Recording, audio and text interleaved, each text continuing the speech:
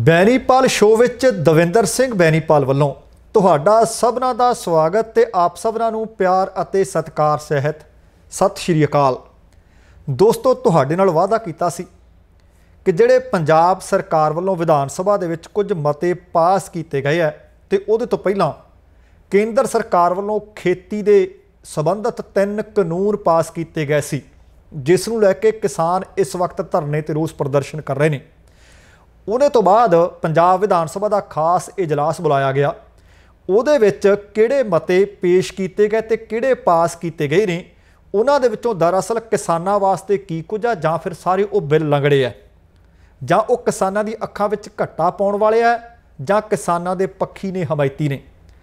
ਕਾਨੂੰਨੀ ਮਾਹਿਰਾਂ ਦੀ ਸਲਾਹ ਕੀ ਹੈ ਉਸ ਬਿੱਲ ਦੇ ਉੱਤੇ ਜਾਂ ਮਤਿਆਂ ਦੇ ਉੱਤੇ, ਅੱਜ ਇਹ ਸਾਰੀ ਗੱਲਬਾਤ ਤੁਹਾਡੇ ਰੂਬਰੂ ਕਰਾਂਗੇ, क्योंकि बीते कई दिनों तो तुसीं लगातार आख रहे सी कि विस्तार नाल इन्हां बिलों की जानकारी दित्ती जाए। सो अज असीं तुहानूं चंडीगढ़ लै चलांगे, जिथे घुम्मन ब्रदर्स दे नाल असीं गलबात करांगे। आओ सब तो पहलां उन्हां दा स्वागत करदे हां ते फिर उन्हां तो जानकारी प्राप्त की जाएगी।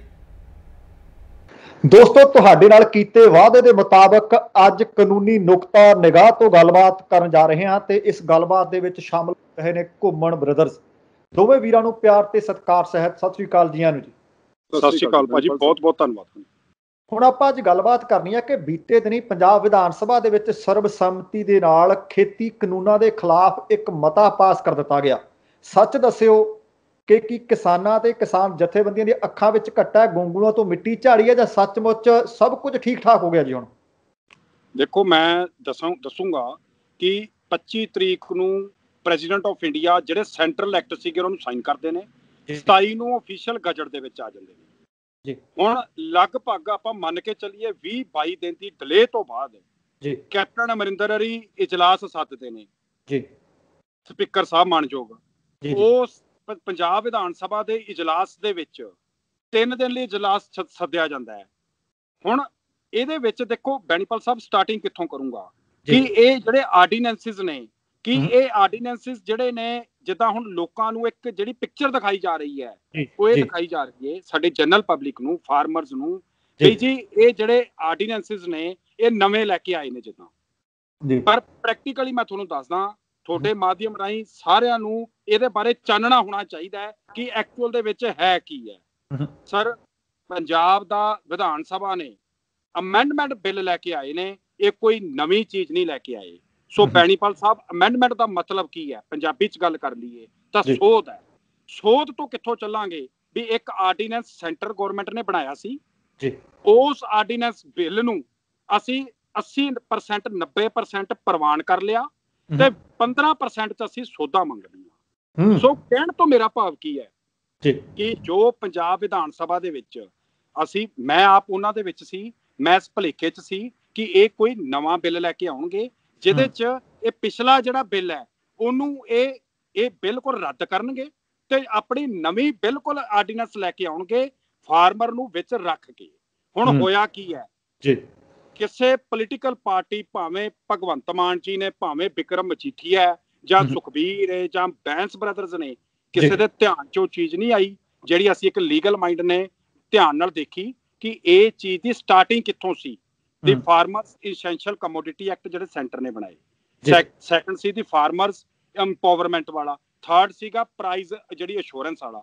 ਤਿੰਨੇ ਬਿੱਲਾਂ ਨੂੰ ਇਹ ਜਿਹੜੀ ਪੰਜਾਬ ਵਿਧਾਨ ਸਭਾ, ਇਹ ਬਿੱਲ ਰੱਦ ਨਹੀਂ ਹੋਏ ਤੇ ਨਵੇਂ ਬਿੱਲ ਨਹੀਂ ਲੈ ਕੇ ਆਏ, ਭੁਲੇਖਾ ਕੱਢ ਦਿਓ। ਇਹ ਲੈ ਕੇ ਕੀ ਆਏ ਨੇ? ਅਮੈਂਡਮੈਂਟ ਲੈ ਕੇ ਆਏ ਨੇ, ਸੋਧ ਲੈ ਕੇ ਆਏ ਨੇ, ਉਹ ਵੀ 10 ਤੋਂ 15%। ਹੁਣ ਮੈਂ ਇਹਦੇ ਤੋਂ ਇੱਕ ਸਟੈਪ ਅੱਗੇ ਆਊਂਗਾ ਜੀ। ਹੁਣ ਆਮ ਕਰਕੇ ਬੈਨੀਪਾਲ ਸਾਹਿਬ ਹੁੰਦਾ ਕੀ ਸੀ, ਜੋ ਅਸੀਂ ਲੋਕ ਆਸ ਕਰਦੇ ਸੀ, ਸਾਡੇ ਧਰਨਿਆਂ ਦਾ, ਅਸੀਂ ਉੱਥੇ ਰੋਜ਼ ਇਕੱਠੇ ਹੋ ਕੇ ਬੈਠਦੇ ਹਾਂ। ਕਰੋਨਾ ਐਪੀਡਿਕ ਦੇ ਟਾਈਮ ਦੇ ਵਿੱਚ ਜਦੋਂ ਸਪਰੈਡ ਹੋ ਰਿਹਾ, ਅਸੀਂ ਧਰਨਿਆਂ ਦੇ ਵਿੱਚ ਸੈਂਟਰ ਤੇ ਮੰਨ ਲਿਆ ਵੀ ਉਹਨਾਂ ਨੂੰ ਤੇ ਪਰਵਾਹ ਹੀ ਕੋਈ ਨਹੀਂ, ਕਿਉਂਕਿ ਉਹਨਾਂ ਨੇ ਤਾਂ ਪਹਿਲੇ ਦਿਨ ਹੀ ਪੰਜਾਬ ਸਟੇਟ ਨੂੰ ਮਤਰੇ ਬੱਚੇ ਵਾਲਾ ਤੁਸੀਂ ਕਹਿ ਸਕਦੇ ਹੋ, ਭਾਵੇਂ ਅਸੀਂ ਐਜੂਕੇਟਡ ਆ, ਪਰ ਹੁਣ ਸਾਨੂੰ ਵੀ ਸਟੈਪ ਬਾਏ ਸਟੈਪ ਅਸੀਂ ਇਹ ਮੰਨ ਸਕਦੇ ਹਾਂ ਵੀ ਸਾਡੇ ਨਾਲ ਜਿਹੜਾ ਉਹ ਸਟੈਪ ਸਨ ਵਾਲਾ ਇਹਨਾਂ ਦਾ ਬਿਹੇਵ ਹੈ। ਸੋ ਉਹ ਅੱਜ ਦਾ ਨਹੀਂ, from the very first day ਜਦੋਂ ਦਾ ਕਿਤੇ ਦੇਸ਼ ਆਜ਼ਾਦ ਹੋ ਗਿਆ, ਪਤਾ ਨਹੀਂ ਅਸੀਂ ਕੋਈ ਗਲਤੀ ਕਰ ਲਈ, ਜਾਂ ਪਤਾ ਨਹੀਂ ਪੰਜਾਬੀਆਂ ਦੀ ਜਿਹੜੀ ਇੱਕ ਲਿਸਟ ਹੈ ਕੁਰਬਾਨੀਆਂ ਦੀ, ਉਹਦੇ ਚ ਅਸੀਂ ਪਤਾ ਨਹੀਂ ਪਿੱਛੇ ਸੀਗੇ ਕਿ ਸਭ ਤੋਂ ਪਹਿਲੇ ਨੰਬਰ ਤੇ ਸੀਗੇ ਪ੍ਰੈਕਟੀਕਲ। ਪਰ ਆਈ ਡੋਂਟ ਨੋ ਕੀ ਇਹਨਾਂ ਦੇ ਮਨ ਦੇ ਵਿੱਚ ਪ੍ਰੋਬਲਮ ਹੈ, ਉਹ ਇਹ ਰੱਬ ਜਾਣਦਾ। ਪਰ ਭਾਵੇਂ ਕਾਂਗਰਸੀ ਸਰਕਾਰ ਹੈ, ਭਾਵੇਂ ਬੀਜੇਪੀ ਹੈ, ਭਾਵੇਂ ਕੋਈ ਖੱਬੇ ਪੱਖੀਆਂ ਆਈਆਂ, ਪਰ ਇੱਕ ਪੰਜਾਬ ਦੇ ਨਾਲ ਸਕੇ ਪੁੱਤਰ ਵਾਲਾ ਵਿਹਾਰ ਕਦੀ ਨਹੀਂ ਹੋਇਆ। ਪੰਜਾਬ ਨੇ ਜ਼ਰੂਰ ਵੱਡਾ ਪੁੱਤਰ ਘਰ ਬਣ ਕੇ ਵਿਖਾਇਆ ਵੀ ਮੈਂ ਤੇਰਾ ਵੱਡਾ ਪੁੱਤਰ ਆ, ਤੇਰਾ ਢਿੱਡ ਵੀ ਪਾਲੂੰਗਾ, ਅਨਾਜ ਵੀ ਪੈਦਾ ਕਰੂੰਗਾ।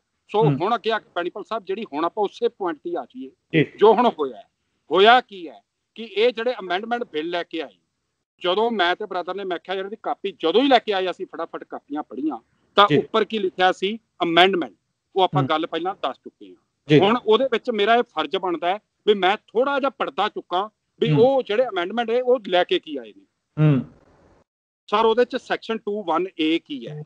21A ਹੈਗੀ ਵਿਦ ਰਿਗਾਰਡਸ ਟੂ ਵੀ MSP ਜਿਹੜਾ ਹੈਗਾ, ਵੀ MSP ਜਿਹੜੀ ਹੈ ਮਿਨੀਮਮ ਸਪੋਰਟ ਪ੍ਰਾਈਸ, ਉਹਦੇ ਚ ਇਹਨਾਂ ਨੇ ਰੱਖਿਆ ਕੀ ਹੈ?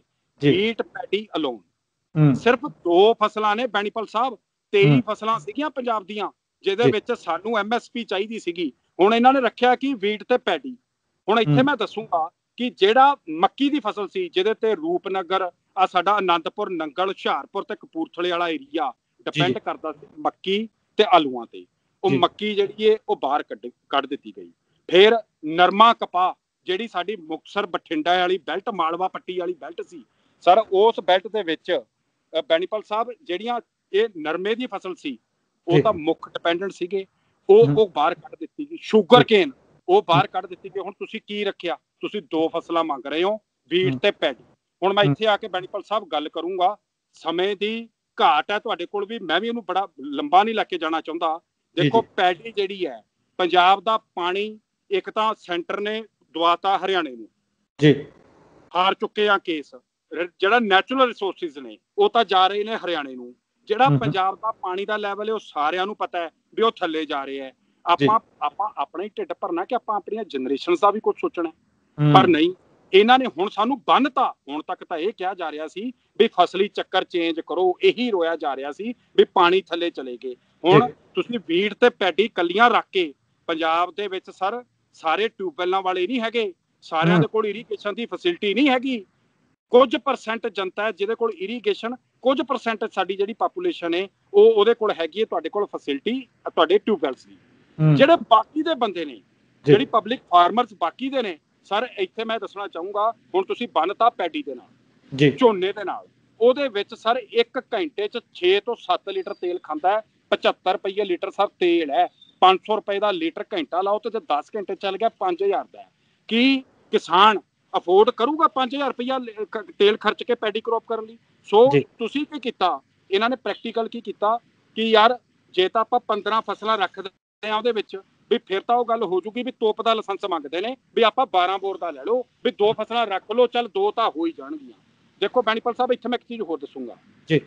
ਪੰਜਾਬ ਸਰਕਾਰ ਜਿਹੜੀ ਹੈ ਸਾਡੀ, ਪੰਜਾਬ ਸਰਕਾਰ ਜਿਹੜੀ ਤੁਸੀਂ 2 ਫਸਲਾਂ ਵਿੱਚ ਰੱਖੀਆਂ, ਆ ਜਿਹੜਾ ਹੁਣ ਅਮੈਂਡਮੈਂਟ ਬਿੱਲ ਲੈ ਕੇ ਆਏ ਹੋ, ਤੁਸੀਂ ਲੋਕਾਂ ਦੇ ਅੱਖਾਂ ਦੇ ਵਿੱਚ ਮਿੱਟੀ ਪਾਈ ਜਾਓ, ਘੱਟਾ ਪਾਈ ਜਾਓ, ਮੈਨੂੰ ਇਹਦੇ ਨਾਲ ਕੋਈ ਨਹੀਂ, ਮੈਂ ਪ੍ਰੈਕਟੀਕਲ ਗੱਲ ਦੱਸਣੀ ਹੈ ਤੁਹਾਡੇ ਮਾਧਿਅਮ ਰਾਹੀਂ ਬੈਨੀਪਾਲ ਸਾਹਿਬ।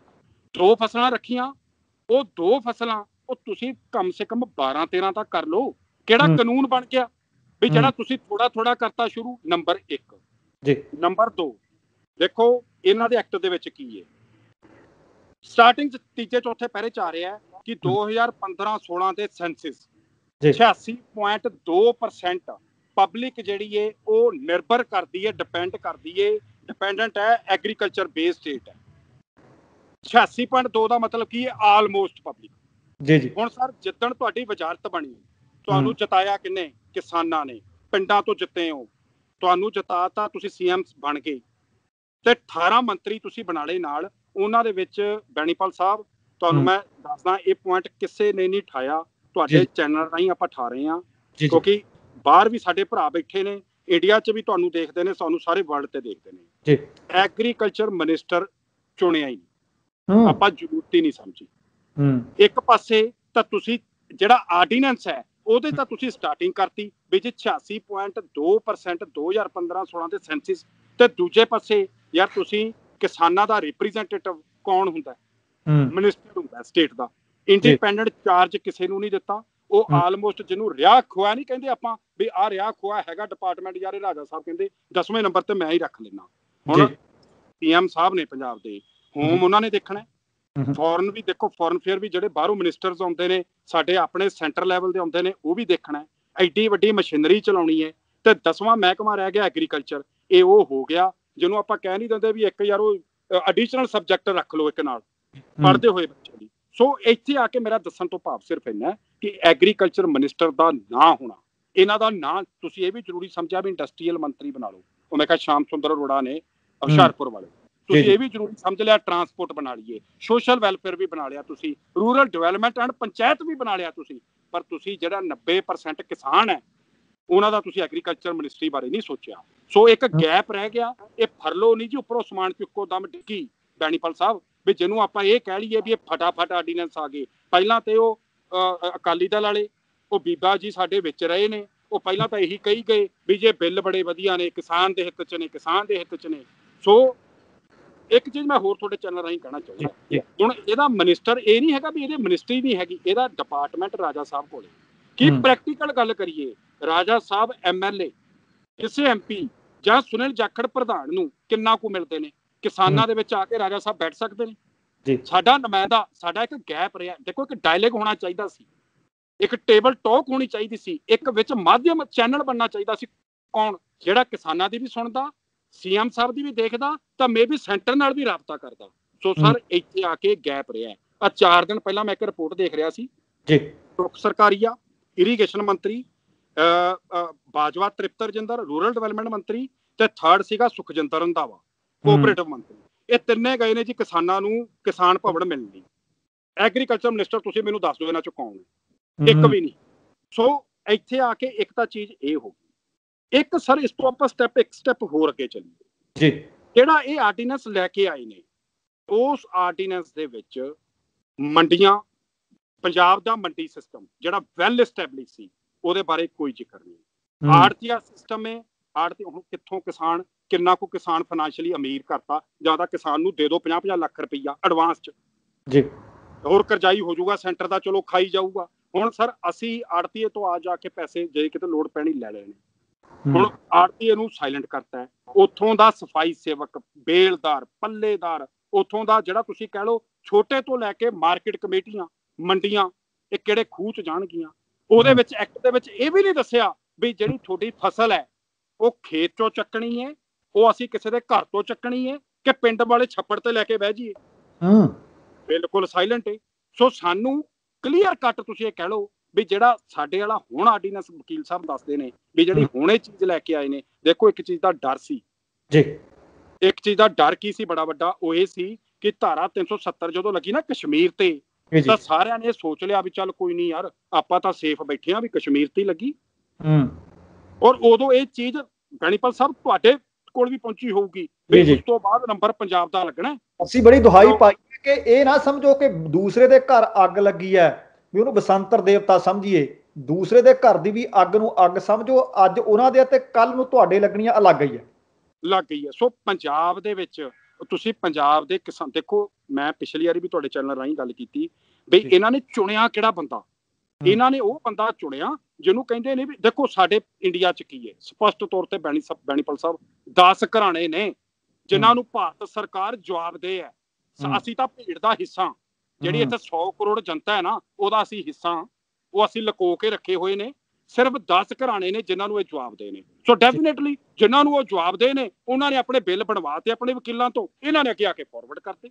ਸੋ ਹੁਣ ਮੇਰੇ ਕਹਿਣ ਤੋਂ ਭਾਵ ਇਹ ਹੈ ਵੀ ਜਿਹੜੇ ਵਿਧਾਨ ਸਭਾ ਦੇ ਵਿੱਚ ਇਹਨਾਂ ਨੇ ਕਰਤਾ, ਇੱਕ ਚੀਜ਼ ਮੇਰੀ ਹੋਰ ਹੈ, ਫਿਰ ਵਕੀਲ ਸਾਹਿਬ ਆ ਜਾਂਦੇ ਨੇ। 117 MLA ਸੀਗੇ, ਤੁਸੀਂ 7-8 ਦਿਨ ਦਾ ਇਜਲਾਸ ਰੱਖਦੇ, ਤੁਸੀਂ ਇਜਲਾਸ ਨਹੀਂ ਰੱਖਿਆ। ਤੁਸੀਂ ਉੱਥੇ ਕੋਈ ਸਲਾਹ ਮਸ਼ਵਰਾ ਕਰਕੇ ਨਹੀਂ ਗਏ। CM ਸਾਹਿਬ ਦੇ ਪਿੱਛੇ ਅਤੁਲ ਨੰਦਾ ਬੈਠਾ, ਐਡਵੋਕੇਟ ਜਨਰਲ ਪੰਜਾਬ ਦਾ।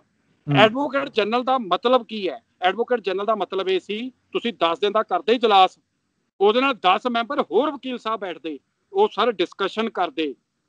ਜਿਹੜੇ ਵਿਧਾਨਕਾਰ ਚੁਣ ਕੇ ਆਏ ਨੇ, ਰਿਪਰੈਜ਼ੈਂਟੇਟਿਵ ਨੇ, ਉਹਨਾਂ ਦੀਆਂ ਸਲਾਹਾਂ ਲੈਂਦੇ। ਮੈਨੂੰ ਇਹ ਕਹਿਣ 'ਚ ਕੋਈ ਦੋ ਰਾਏ ਨਹੀਂ, ਮੈਂ ਇੱਥੇ ਤੁਹਾਡੇ ਚੱਲਣ ਰਾਹੀਂ ਕਹਿ ਦੇਣਾ 115 ਸਰ MLA ਚੁਣ ਕੇ ਭੇਜੇ ਨੇ। 15 MLA ਨੂੰ ਆਰਡੀਨੈਂਸ ਜਿਹੜੇ ਸਾਡੇ ਹੱਥ 'ਚ ਨੇ, ਜਿਹੜੇ ਅਸੀਂ ਪੜ੍ਹੇ ਹੋਏ ਨੇ, ਇਹਨਾਂ ਆਰਡੀਨੈਂਸਿਸ ਨੂੰ 15 MLA ਨੇ ਚੱਜ ਨਾਲ ਪੜ੍ਹਿਆ ਹੋਣਾ। 90-100 ਇਹੀ ਹੋਣਗੇ ਵੀ ਜੋ ਕਰਤਾ ਨੰਦਾ ਸਾਹਿਬ ਨੇ, ਐਡਵੋਕੇਟ ਜਨਰਲ ਨੇ, CM ਸਾਹਿਬ ਨੇ ਪ੍ਰਵਾਨ ਹੈ। So basically duty of the MLA ਕੀ ਹੈ? ਡਿਊਟੀ ਆਫ ਦੀ ਐਮਐਲਏ ਹੁੰਦੀ ਹੈ ਕਿ ਤੁਸੀਂ ਲੋਕਾਂ ਦੀਆਂ ਜ਼ਰੂਰਤਾਂ ਨੂੰ ਸਮਝੋ ਤੇ ਵਿਧਾਨ ਸਭਾ 'ਚ ਬੈਠ ਕੇ ਉਹਨਾਂ ਦੇ ਅਨੁਸਾਰ ਕਾਨੂੰਨ ਘੜੋ। ਹੁਣ ਸਾਡੇ ਵਾਲੇ ਕੇਸ 'ਚ ਕੀ ਹੋਇਆ, ਸਾਨੂੰ ਔਰ ਜਦੋਂ ਆਪਾਂ ਪਰਸੋਂ ਅਸੀਂ ਕਿਸੇ ਬੈਠੇ ਸੀਗੇ ਜੀ, ਕਿਸੇ ਡਿਬੇਟ ਤੇ ਬੈਠੇ ਸੀ, ਮੈਨੂੰ ਕਿਸੇ ਨੇ ਸਵਾਲ ਕੀਤਾ ਬੈਣੀਪਾਲ ਸਾਹਿਬ, ਉਹ ਕਹਿੰਦਾ ਵਕੀਲ ਸਾਹਿਬ ਇਹ ਲੇਟ ਤਾਂ ਹੋਏ ਨੇ ਕਿਉਂਕਿ ਰਾਜਾ ਸਾਹਿਬ ਨੇ ਇੱਕ ਟੀਮ ਬਿਠਾਈ ਸੀ ਲੀਗਲ ਐਡਵਾਈਜ਼ਰ ਵਕੀਲਾਂ ਦੀ ਜਿਹੜੀ ਇਹਦੇ ਤੇ ਘੋਖ ਕਰ ਰਹੀ ਸੀ। ਮੇਰਾ ਉਹਨਾਂ ਨੂੰ ਅੱਗੇ ਸਵਾਲ ਇਹ ਸੀ ਕਿ ਉਹ ਟੀਮ ਨੇ ਭਾਜੀ, ਇੱਕ ਚੀਜ਼ ਕੀ ਹੁੰਦੀ ਹੈ ਵੀ ਇਹ ਜਿਹੜੇ ਆਰਡੀਨੈਂਸ ਅਮੈਂਡਮੈਂਟ ਲੈ ਕੇ ਆਏ ਨੇ ਉਹ ਇਹਨਾਂ ਨੇ ਘਰੋਂ ਹੀ ਤਿਆਰ ਕਰਕੇ ਬਰੀਫ 'ਚ ਪਾ ਕੇ ਲੈ ਕੇ ਆਏ ਤੇ ਇਹਨਾਂ ਨੇ ਵਿਧਾਨ ਸਭਾ 'ਚ ਪ੍ਰੈਕਟੀਕਲ ਗੱਲ ਹੈ ਕੀਤਾ ਕੀ, ਉਹਦੇ ਤੇ ਡਿਸਕਸ਼ਨ ਨਹੀਂ ਕੀਤੀ, ਫਾਰਮੈਲਿਟੀ ਕੀਤੀ, ਜਿਹਨੂੰ ਆਪਾਂ ਕਹਿੰਦੇ ਆ ਇੱਕ ਤੇ ਹੁੰਦੀ ਹੈ ਨਾ ਇਤਲਾਹ ਤੇ ਦੂਜੀ ਹੁੰਦੀ ਹੈ ਸਲਾਹ। ਇਤਲਾਹ ਕੀ ਹੁੰਦਾ ਵੀ ਆਪਾਂ ਇਨਫੋਰਮ ਕਰ ਦੇਣਾ ਕਿਸੇ ਨੂੰ ਵੀ ਮੈਂ ਬੈਣੀਪਾਲ ਸਾਹਿਬ ਤੇ ਅਸੀਂ ਬੈਠੇ ਆ, ਬੈਣੀਪਾਲ ਸਾਹਿਬ ਅਸੀਂ ਸਾਰੇ ਇੱਕ ਟੀਮ ਬੈਠੇ ਆ, ਅਸੀਂ ਇੱਕ ਇਨਫੋਰਮ ਕਰ ਦਈਏ ਵੀ ਅਸੀਂ ਚੱਲੇ ਆ ਜੀ। ਇੱਕ ਹੁੰਦਾ ਵੀ ਬੈਣੀਪਾਲ ਸਾਹਿਬ ਅਸੀਂ ਉੱਠ ਜਾਈਏ, ਤੁਹਾਡੀ ਕੀ ਰਾਏ ਹੈ, ਇਹ ਹੁੰਦੀ ਹੈ ਕੰਸੈਂਟ। ਸੋ ਸਾਡੇ ਵਾਲੇ ਕੇਸ 'ਚ ਕੀ ਹੋਇਆ, ਪ੍ਰੈਕਟੀਕਲੀ ਸਾਨੂੰ ਫਾਰਮੈਲਿਟੀ ਮਾਰੀ, ਸਾਨੂੰ ਸਿਰਫ ਦੱਸਿਆ ਗਿਆ ਵੀ ਆਹ ਕਾਨੂੰਨ ਅਸੀਂ ਘੜ ਕੇ ਲੈ ਕੇ ਆਏ ਆ, ਐਡਵੋਕੇਟ ਜਨਰਲ ਪਿੱਛੇ ਬੈਠਾ, ਹੁਣ ਤੁਹਾਨੂੰ ਦੱਸਣਾ ਹੈ ਤੇ ਆਪਾਂ ਸਾਈਨ ਕਰਨੇ ਨੇ ਤੇ ਫਿਰ ਆਪਾਂ ਜਾਣਾ ਗਵਰਨਰ ਸਾਹਿਬ ਦੇ। ਸੋ ਗੈਪ ਰਹਿ ਗਿਆ ਡਿਸਕਸ਼ਨ ਦਾ। ਨੰਬਰ 2, ਇਸ ਕੇਸ 'ਚ ਇੱਕ ਹੋਰ ਸਿਨੈਰੀਓ ਆਇਆ। ਇਹ ਸਾਰੇ ਘਟਨਾਕ੍ਰਮ ਤੋਂ ਬਾਅਦ ਪਹਿਲਾਂ ਤੇ ਮਜੀਠੀਆ ਸਾਹਿਬ, ਲੋਕ ਇਨਸਾਫ ਪਾਰਟੀ ਵਾਲੇ ਬੈਂਸ ਬ੍ਰਦਰਜ਼, ਆ ਤੀਜੇ ਜਿਹੜੇ ਨੇ ਆਪ ਵਾਲੇ, ਇਹ ਉੱਥੇ ਸਾਈਨ ਕਰਦੇ ਨੇ ਵੀ ਤੁਸੀਂ ਕਿਉਂ ਨਹੀਂ ਪੋਜ਼ ਕੀਤਾ, ਵੀ ਭਾਈ ਸਾਨੂੰ ਪਹਿਲਾਂ ਡਿਸਕਸ਼ਨ ਲਈ 7-8 ਦਿਨ ਦਾ ਪ੍ਰੋਗਰਾਮ ਦੱਸੋ, ਸਾਡੇ ਵਿਊਜ਼ ਲਓ, ਫਿਰ ਉਸ ਤੋਂ ਬਾਅਦ ਇਹਨੂੰ ਘੜੋ। ਇੱਕ ਸਿਸਟਮ ਇਹ ਹੁੰਦਾ ਡਿਸਕਸ਼ਨਸ, ਉਹ ਐਡਵੋਕੇਟ ਜਨਰਲ ਨੋਟ ਕਰੂਗਾ, ਫਿਰ ਉਹ 2 ਦਿਨ ਦਾ ਟਾਈਮ ਲਊਗਾ, ਉਹ ਕਾਨੂੰਨ ਘੜ ਕੇ ਦੁਬਾਰਾ ਪੇਸ਼ ਕਰਨਗੇ। ਇਹ ਇੱਕ ਸਿਸਟਮ ਹੁੰਦਾ। ਇੱਥੇ ਕੀ ਹੋਇਆ ਵੀ ਕਾਨੂੰਨ ਤਾਂ ਐਡਵੋਕੇਟ ਜਨਰਲ ਸਾਹਿਬ ਘਰੋਂ ਬਣਾ ਕੇ ਲੈ ਆਏ, ਇਹ ਉਲਟ ਸਿਸਟਮ ਹੈ ਸਾਡੇ ਦੇਸ਼ 'ਚ, ਤਾਂ ਹੀ ਤਾਂ ਅਸੀਂ ਅੱਜ ਇੱਥੇ ਖੜੇ ਹੋਏ ਹਾਂ। ਸੋ ਪ੍ਰੈਕਟੀਕਲ ਗੱਲ ਕੀ ਹੈ, ਜਿਹੜੇ ਐਮਐਲਏ ਚੁਣੇ ਜਾਂਦੇ ਨੇ ਭਾਜੀ ਉਹ ਕੀ ਸਮਝਦੇ ਨੇ, ਮੈਂ ਤੁਹਾਡੇ ਚੈਨਲ ਤੁਹਾਡੇ ਸਮਝਦੇ ਹੋਣਗੇ ਬਾਹਰ ਐਨਆਰਆਈ ਭਰਾ, ਇੱਥੋਂ ਵਾਲੇ ਸ਼ਾਇਦ ਇਸ ਚੀਜ਼ ਨੂੰ ਨਾ ਸਮਝਦੇ ਹੋਣ, ਉਹ ਕੀ ਸਮਝਦੇ ਨੇ, ਲਾਲ ਬੱਤੀ, 4 ਗਨਮੈਨ ਤੇ ਐਮਐਲਏ ਸਾਹਿਬ ਭੋਗਾਂ ਤੇ ਸ਼ਾਦੀਆਂ ਤੇ। ਇਹ ਕੰਮ ਨਹੀਂ ਹੈਗਾ ਐਮਐਲਏ ਦਾ। ਐਮਐਲਏ ਦਾ ਕੰਮ ਹੈ ਤੁਸੀਂ ਲੋਕਾਂ ਦੀਆਂ ਜ਼ਰੂਰਤਾਂ ਨੂੰ ਸਮਝੋ, ਆਪਾਂ ਕਰਨਾ ਕੀ ਹੈ। ਦੇਖੋ ਹੁਣ ਪ੍ਰੈਕਟੀਕਲ ਗੱਲ ਇੱਥੇ ਆ ਕੇ ਇਹ ਹੋਈ, ਅੱਜ ਸਾਨੂੰ ਨੁਕਸਾਨ ਹੋਇਆ। ਇੱਕ ਐਡਵੋਕੇਟ ਜਨਰਲ ਚੰਗੇ ਤਰੀਕੇ ਨਾਲ ਕੰਮ ਕਰਦਾ, ਹੁਣ ਉਹਨੇ ਵੀ ਗਾਂ ਕੀ ਕੀਤਾ, ਜਿੱਦਾਂ ਇੱਕ ਧੱਕਾ ਸਟਾਰਟ ਬੱਚਾ ਕਰਦਾ ਵੀ ਆ ਯਾਰ ਸੈਂਟਰਲ ਐਕਟ ਨੇ, ਤੁਸੀਂ ਸੈਂਟਰਲ ਐਕਟ ਨੂੰ ਸਾਈਡ ਤੇ ਸੁੱਟ ਦਿਓ, ਤੁਸੀਂ ਆਰਡੀਨੈਂਸ ਆਪਣੇ ਨਵੇਂ ਬਣਾਓ, ਆਪਣੀਆਂ ਕੰਡੀਸ਼ਨਸ ਬਣਾਓ। ਮੰਡੀਆਂ ਕਿੱਥੇ ਰੱਖੀਆਂ ਤੁਸੀਂ, ਕਿੱਥੇ ਜਾਣਗੀਆਂ ਮੰਡੀਆਂ, ਪੰਜਾਬ ਦਾ ਇਨਫਰਾਸਟ੍ਰਕਚਰ ਕਿੱਥੇ ਜਾਊਗਾ, ਇਹਨਾਂ ਨੇ ਉਹਦੇ ਬਾਰੇ ਕੁਝ ਨਹੀਂ ਲਿਖਿਆ। ਸੋ ਅਸੀਂ ਕੀ ਚਾਹੁੰਦੇ ਸੀ, ਅਸੀਂ ਇਹ ਚਾਹੁੰਦੇ ਸੀ ਕਿ ਇੱਕ ਨਵਾਂ ਆਰਡੀਨੈਂਸ ਲੈ ਕੇ ਆਉਂਦੇ, ਮਿਹਨਤ ਕਰਦੇ। ਇਹਨਾਂ ਨੇ ਕੀਤਾ ਕਿ ਐਡਵੋਕੇਟ ਜਨਰਲ ਨੇ ਕੀਤਾ ਕਿ ਯਾਰ ਆ ਵੀ ਠੀਕ ਹੈ, ਆ ਵੀ ਠੀਕ ਹੈ, ਆ ਵੀ ਠੀਕ ਹੈ, ਆ ਨਹੀਂ ਠੀਕ, ਇਹਨੂੰ ਥੋੜੀ ਜਿਹੀ ਅਮੈਂਡਮੈਂਟ ਕਰ ਲਓ। ਸੋ ਅੱਗੇ ਹੀ ਸਾਨੂੰ ਤਾਂ ਸਾਡੇ ਲਈ ਮਾੜੀ ਗੱਲ ਹੈ। ਜਨਰਲੀ ਲੋਕ ਕੀ ਕਹਿੰਦੇ ਨੇ ਵੀ ਗੋਰੇ Indian panel code CRPC system ਜਿਹੜਾ ਸੀ ਉਹ ਦੇਸ਼ ਦਾ ਕਾਨੂੰਨ ਘੜਤ ਕਰਕੇ ਇੰਗਲੈਂਡ ਨੂੰ ਹਜੇ ਵੀ ਫੋਲੋ ਕਰਦੇ ਆ, ਇਹ ਤਾਂ ਅਮੈਂਡਮੈਂਟ ਕਰਦੇ ਨੇ ਕੱਲੀ। ਸੋ ਉਹੀ ਕੰਮ ਆਪਾਂ ਕੀਤਾ। ਇਹੀ ਮੈਂ ਕਹਿੰਦਾ ਇਹਨੂੰ ਹੋਰ 15 ਦਿਨ ਡਿਲੇ ਕਰ ਲੈਂਦੇ, ਇਹਨੂੰ ਇੱਕ ਪਾਲੀ ਨਹੀਂ ਸੀ ਵੀ ਫਟਾਫਟ ਕਰਨ ਵਾਲੀ ਗੱਲ ਸੀ। ਤਾਂ ਕੋਕੇ ਜਾਂਦੇ ਇਹ ਨਾ ਹੁੰਦਾ ਕਿ ਅਸੀਂ ਸਿਰਫ ਅੱਖਾਂ 'ਚ ਘੱਟਾ ਹੀ ਪਾਇਆ। ਵਕੀਲ ਸਾਹਿਬ ਹੁਣ ਮੈਨੂੰ ਤੁਸੀਂ ਦੱਸਿਓ, ਜਿਸ ਤਰ੍ਹਾਂ ਵੀਰ ਜੀ ਦੱਸ ਰਹੇ ਨੇ ਕਾਨੂੰਨ ਦੀ ਨੁਕਤਾ ਨਿਗਾਹ ਤੋਂ ਕਿ ਬਿੱਲ ਨਵੇਂ ਨਹੀਂ ਲਿਆਂਦੇ, ਅਸੀਂ ਤਾਂ ਸਿਰਫ ਅਮੈਂਡਮੈਂਟ ਕੀਤੀ ਆ, ਉਹਦੇ ਵਿੱਚ ਇੱਕ ਸੋਧ ਕੀਤੀ ਆ ਕਿ 80% 90% ਸਾਨੂੰ ਪ੍ਰਵਾਨ ਹੈ, ਆ 5-7 ਚੀਜ਼ਾਂ ਸਾਡੀਆਂ ਮੰਨ ਲਓ। ਉਹ ਮੰਨਦੇ ਆ ਜਾਂ ਨਹੀਂ ਮੰਨਦੇ ਇਹ ਗੱਲ ਬਾਅਦ ਦੀ ਹੈ। ਮੈਨੂੰ ਇਹ ਦੱਸਿਓ ਕਿ ਕਿਸਾਨਾਂ ਦੀ ਜਥੇਬੰਦੀ ਦੇ ਕਹਿਣ ਤੇ ਇੱਕ ਤੁਸੀਂ ਸੁਪਰੀਮ ਕੋਰਟ ਦੇ ਵਿੱਚ ਪਟੀਸ਼ਨ ਲੈ ਕੇ ਗਏ ਸੀ, ਕਿ ਉਹਦੇ ਵਿੱਚ ਵੀ ਸੋਧਾਂ ਦੀ ਉਹ ਗੱਲ ਸੀ ਜਾਂ ਮੁੱਢੋਂ ਖਾਰਜ ਕਰਨ ਦੀ ਗੱਲ ਸੀ? ਮੈਂ ਬੈਣੀਪਾਲ ਸਾਹਿਬ ਤੁਹਾਨੂੰ ਦੱਸਣਾ ਚਾਹੁੰਦਾ ਕਿ ਜਿਹੜੀ ਫਾਰਮਰ ਐਸੋਸੀਏਸ਼ਨ ਦੀ ਤੁਸੀਂ ਸਰ ਗੱਲ ਕੀਤੀ ਹੈ, ਦੇਖੋ ਉਹਦੇ 'ਚ ਸਾਡੇ ਸੁਪਰੀਮ ਕੋਰਟ ਜਾਣ ਤੋਂ ਬਾਅਦ ਕੁਝ ਕੁ ਲੋਕਾਂ ਨੇ, ਤੁਸੀਂ ਕਹ ਲਓ ਨੁਕਤਾਚੀਨੀ ਹੋਈ, ਕਿਉਂਕਿ ਉਹ ਕੋਈ ਉਹਨਾਂ ਦੇ ਆਪਸ 'ਚ ਪਰਸਨਲ ਕੋਈ ਮਸਲਾ ਸੀ ਵੀ ਉਹ ਲੱਖੋਵਾਲ ਗਰੁੱਪ ਸੀ ਜਾਂ ਉਹਨਾਂ ਨੇ ਨਾਲ ਦੀਆਂ ਜਿਹੜੀਆਂ ਜਥੇਬੰਦੀਆਂ ਸੀ ਉਹਨਾਂ ਤੋਂ ਉਹਨਾਂ ਨੇ ਕੰਸੈਂਟ ਨਹੀਂ ਸੀ ਲਈ। ਪਰ ਉਹਦੇ 'ਚ ਮੈਂ ਇੱਕ ਚੀਜ਼ ਤੁਹਾਨੂੰ ਬੈਣੀਪਾਲ ਸਾਹਿਬ ਕਲੀਅਰ ਕਰਨੀ ਚਾਹੁੰਦਾ ਕਿ ਜੇਕਰ ਕਿਸੇ ਇੰਡੀਵਿਜੂਅਲ ਨੇ ਜਾਂ ਫਾਰਮਰ ਐਸੋਸੀਏਸ਼ਨਸ ਨੇ ਮਾਣਯੋਗ ਸੁਪਰੀਮ ਕੋਰਟ ਆਫ ਇੰਡੀਆ ਦਾ ਦਰਵਾਜ਼ਾ ਖੜਕਾਣਾ ਹੈ, ਤਾਂ ਸਾਡੇ ਕਨਸਟੀਟਿਊਸ਼ਨ ਆਫ ਇੰਡੀਆ ਦੇ ਵਿੱਚ ਪ੍ਰੋਵੀਜ਼ਨ ਹੈ, article 32 order 38 rule 7 supreme court ਦਾ ਅਲਾਓ ਕਰਦਾ ਹੈ ਕਿ ਤੁਸੀਂ ਸੁਪਰੀਮ ਕੋਰਟ ਦੇ ਵਿੱਚ ਆ ਕੇ ਤੁਸੀਂ ਜੇਕਰ ਕੋਈ ਕਾਨੂੰਨ ਸੈਂਟਰ ਗਵਰਨਮੈਂਟ ਸਾਡੇ ਅਗੇਂਸਟ ਪਾਸ ਕਰਦੀ ਹੈ ਤਾਂ ਤੁਸੀਂ ਡਾਇਰੈਕਟਲੀ ਉਸ ਜਿਹੜਾ ਕਾਨੂੰਨ ਹੈ ਉਹਨੂੰ ਚੈਲੰਜ ਕਰ ਸਕਦੇ। ਤਾਂ ਇਹਦੇ ਚ ਮੈਂ ਬੈਣੀਪਾਲ ਸਾਹਿਬ ਇਹ ਗੱਲ ਤੁਹਾਡੇ ਮੈਂ ਸਵਾਲ ਦਾ ਜਵਾਬ ਦੇਣਾ ਚਾਹੁੰਦਾ ਵੀ ਉਹਦੇ ਚ ਅਸੀਂ ਚੈਲੰਜ ਕੀ ਕੀਤਾ। ਉਹਦੇ ਚ ਅਸੀਂ ਉਹ ਤਿੰਨੇ ਕਾਨੂੰਨ ਅਸੀਂ ਚੈਲੰਜ ਕੀਤੇ ਔਰ ਉਹਦੇ ਚ ਅਸੀਂ ਮੰਗਿਆ ਕਿ ਸੁਪਰੀਮ ਕੋਰਟ ਤੋਂ, ਮਾਣਯੋਗ ਸੁਪਰੀਮ ਕੋਰਟ ਆਫ ਇੰਡੀਆ ਤੋਂ ਅਸੀਂ ਕਿਹਾ ਕਿ ਇਹਨਾਂ ਕਾਨੂੰਨਾਂ ਨੂੰ ਮੁੱਢ ਤੋਂ ਖਾਰਜ ਕੀਤਾ ਜਾਵੇ। ਰਿਟ ਦੇ ਵਿੱਚ ਜਿਹੜੀ ਨੇਚਰ ਸੀ ਉਹ ਸਰਚਰੀ ਸੀ ਤੇ ਸਰਚਰੀ ਚ ਅਸੀਂ ਮੰਗੀ ਕੈਂਸਲੇਸ਼ਨ ਉਹਨਾਂ ਤਿੰਨਾਂ ਬਿੱਲਾਂ ਦੀ। ਇਨ ਦਾ ਮੇਨ ਟਾਈਮ ਅਸੀਂ ਉਹਦੇ ਵਿੱਚ ਮੈਂਡਾਮਸ ਮੰਗੀ। ਮੈਂਡਾਮਸ ਹੁੰਦੀ ਹੈ ਵੀ ਡਾਇਰੈਕਸ਼ਨ ਇਸ਼ੂ ਕੀਤੀ ਜਾਵੇ ਵੀ ਜਿੰਨਾ ਟਾਈਮ ਤੱਕ ਮਾਣਯੋਗ ਸੁਪਰੀਮ ਕੋਰਟ ਆਫ ਇੰਡੀਆ ਦੇ ਵਿੱਚ ਸਾਡਾ ਕੇਸ ਚੱਲੇਗਾ ਇਹਨਾਂ ਨੂੰ ਸਟੇ ਕੀਤਾ ਜਾਵੇ। ਔਰ ਉਸ ਦਿਨ ਬੈਣੀਪਾਲ ਸਾਹਿਬ ਮੈਂ ਪਿਛਲੀ ਜਦੋਂ ਤੁਹਾਡੇ ਨਾਲ ਅਸੀਂ ਡਿਸਕਸ਼ਨ ਆਪਣੀ ਡਿਬੇਟ ਹੋਈ ਏ, ਮੈਂ ਉਸ ਦਿਨ ਵੀ ਇੱਕ ਚੀਜ਼ ਦੀ ਮੈਂ ਲੀਗਲ ਪੁਆਇੰਟ ਆਫ ਵਿਊ ਨਾਲ ਮੈਂ ਇੱਕ ਮੰਗ ਰੱਖੀ ਸੀ ਤੁਹਾਡੇ ਚੈਨਲ ਰਾਹੀਂ। ਮੈਂ ਇਹ ਮੰਗ ਰੱਖੀ ਸੀ ਕਿ ਅਸੀਂ ਜੇਕਰ ਇੰਡੀਵਿਜੂਅਲ ਨੇ, ਫਾਰਮਰ ਨੇ, ਐਸੋਸੀਏਸ਼ਨ ਨੇ ਜਾਣਾ ਤੇ ਆਰਟੀਕਲ 32 ਬਹੁਤ ਚੰਗੀ ਗੱਲ ਮੈਂ ਸਮਝਦਾ ਸੀ ਲੀਗਲ ਪੁਆਇੰਟ ਆਫ ਵਿਊ ਨਾਲ। ਜੇਕਰ ਸਾਡੀ ਪੰਜਾਬ ਸਰਕਾਰ ਮਾਣਯੋਗ ਸੀਐਮ ਸਾਹਿਬ ਆਰਟੀਕਲ 131 ਉਹ ਪ੍ਰੋਵਾਈਡ ਕਰਦਾ ਹੈ ਕਿ ਸਟੇਟ ਗਵਰਨਮੈਂਟ ਜਿਹੜੀ ਹੈ ਉਹ ਜੇਕਰ ਸੈਂਟਰ ਗਵਰਨਮੈਂਟ ਹੈ ਜਿਹੜੀ ਜੇਕਰ ਕੋਈ ਕਾਨੂੰਨ ਅਜਿਹਾ ਪਾਸ ਕਰ ਦਿੰਦੀ ਹੈ, ਉਹ ਕਿਹੜਾ ਕਾਨੂੰਨ ਪਾਸ ਕਰਦੀ ਹੈ ਉਹਦੇ ਚ ਮੈਂ ਥੋੜਾ ਜਿਹਾ ਤੁਹਾਨੂੰ ਫੇਰ ਵਾਈਫਰਕੇਟ ਕਰਾਂਗਾ। ਆਰਟੀਕਲ 131 ਚ ਮਾਣਯੋਗ ਸੁਪਰੀਮ ਕੋਰਟ ਜਾ ਕੇ ਸਾਡੀ state government through chief secretary ਤੇ ਸੈਕਟਰੀ ਐਗਰੀਕਲਚਰ ਉਸ ਕਾਨੂੰਨ ਨੂੰ ਚੈਲੰਜ ਕਰ ਸਕਦੀ ਸੀ। ਹੁਣ ਮੈਂ ਤੁਹਾਨੂੰ ਇੱਥੇ ਥੋੜਾ ਜਿਹਾ ਟੈਕਨੀਕਲ ਸਮਝਾਉਣਾ ਚਾਹੁੰਦਾ, ਸ਼ਾਰਟ ਸ਼ਬਦਾਂ ਚ ਟੈਕਨੀਕਲ। ਮੈਂ ਉਸ ਦਿਨ ਵੀ ਮੈਂ ਗੱਲ ਕਹੀ ਸੀ ਵੀ ਜਿਹੜਾ ਕੇਸ ਅਸੀਂ ਪਾਇਆ ਵੀ ਫਾਰਮਰਸ ਨੂੰ ਕੰਸਲਟ ਕੀਤੇ ਬਿਨਾ ਅਲਟੀਮੇਟ ਸਫਰਰ ਕੌਣ ਹੈ। ਤਿੰਨਾਂ ਬਿੱਲਾਂ ਦੀ ਸ਼ੁਰੂਆਤ ਹੋ ਰਹੀ ਹੈ ਫਾਰਮਰਸ ਦੇ ਨਾਮ ਤੋਂ। ਅਲਟੀਮੇਟਲੀ ਸਫਰ ਕਿੰਨੇ ਕਰਨਾ ਹੈ? ਫਾਰਮਰ ਨੇ ਕਰਨਾ। ਤੇ ਜੇਕਰ ਤੁਸੀਂ ਵਿਦਆਊਟ ਕੰਸਲਟਿੰਗ ਦੀ ਅਲਟੀਮੇਟ ਸਫਰਰ ਤੁਸੀਂ ਕੋਈ ਬਿੱਲ ਪਾਸ ਕਰਦੇ ਹੋ ਤਾਂ ਉਹਦਾ ਮੈਨਰ ਇਲੀਗਲ। ਸੋ ਸਾਡੇ ਕੋਲ ਇੱਕ ਗੁੱਡ ਗਰਾਊਂਡ ਸੀ ਵੀ ਇਹਨਾਂ ਨੇ ਉਸ ਇਲੀਗਲ ਮੈਨਰ ਨਾਲ ਬਿੱਲ ਪਾਸ ਕੀਤਾ ਤੇ ਫਿਰ ਉਹਨੂੰ ਮਾਣਯੋਗ ਪ੍ਰੈਜ਼ੀਡੈਂਟ ਆਫ ਇੰਡੀਆ ਨੇ ਅਸੈਂਟ ਦੇ ਕੇ ਸਾਈਨ ਕਰਕੇ ਉਹਨੂੰ ਅਫੀਸ਼ੀਅਲ ਗਜ਼ਟ ਦੇ ਵਿੱਚ ਅਪਰੂਵ ਕਰਤਾ। ਤਾਂ ਸਾਡੇ ਕੋਲ ਗਰਾਊਂਡ ਇਹ ਸੀ ਵੀ ਸਾਨੂੰ ਬਿਨਾਂ ਕੰਸਲਟ ਕੀਤਿਆਂ ਇਹਨਾਂ ਨੇ ਕਾਨੂੰਨ ਲਾਗੂ ਕੀਤਾ। ਹੁਣ ਮੈਂ ਦੂਜੀ ਗੱਲ ਕਰਾਂਗਾ ਕਿ ਇਹਨਾਂ ਦਾ ਕੇਸ ਸਟੇਟ ਗਵਰਨਮੈਂਟ ਦਾ ਸਾਡੇ ਨਾਲੋਂ ਸਟਰੋਂਗ ਕਿਉਂ ਹੈ, ਉਹਦਾ ਮੈਂ ਤੁਹਾਨੂੰ ਰੀਜ਼ਨ ਦਿੰਦਾ। ਜੇਕਰ ਸਰ ਅਸੀਂ ਕਨਸਟੀਟਿਊਸ਼ਨ ਆਫ ਇੰਡੀਆ ਜੇਕਰ ਅਸੀਂ ਪੜ੍ਹੀਏ ਤਾਂ ਉਹਦੇ ਚ ਪ੍ਰੋਵੀਜ਼ਨ ਹੈ ਐਂਟਰੀ ਨੰਬਰ 14, 18 ਤੇ 28 ਲਿਸਟ ਸੈਕਿੰਡ। ਉਹਦੇ ਚ ਕੀ ਹੈ ਤੁਹਾਡੇ ਐਗਰੀਕਲਚਰ ਮਾਰਕੀਟ ਉਹਦੇ ਵਿੱਚ ਜਿਹੜੀ ਹੈ ਉਹ ਡਿਫਾਈਨ ਕੀਤੀ ਜਾਂਦੀ ਹੈ। Similarly entry number 27 list second, ਇੱਕ ਐਂਟਰੀ ਨੰਬਰ 33 ਹੈ ਲਿਸਟ ਥਰਡ। ਇਹਦੇ ਚ ਕੀ ਹੈ ਵੀ agriculture production supply and distribution of goods. ਹੁਣ ਇਹਦੇ ਚ ਕੀ ਸਰ ਇਹਦਾ ਇਨ ਸ਼ਾਰਟ ਵੇ ਜੇ ਮੈਂ ਤੁਹਾਨੂੰ ਸਮਝਾਉਣਾ ਹੋਵੇ ਤਾਂ ਇਹ ਹੈ ਕਿ ਇਹਦਾ ਜੇ ਨਟਸ਼ਲ ਕਰਨਾ ਹੈ, ਜਿਹੜੇ ਮੈਂ ਜਿੰਨੀਆਂ ਐਂਟਰੀਜ਼ ਪੜ੍ਹੀਆਂ ਨੇ, ਕਨਸਟੀਟਿਊਸ਼ਨ ਆਫ ਇੰਡੀਆ ਕਹਿੰਦਾ ਵੀ ਜਿਹੜੀ ਐਗਰੀਕਲਚਰ ਹੈ ਇਹ ਸਟੇਟ ਸਬਜੈਕਟ ਹੈ।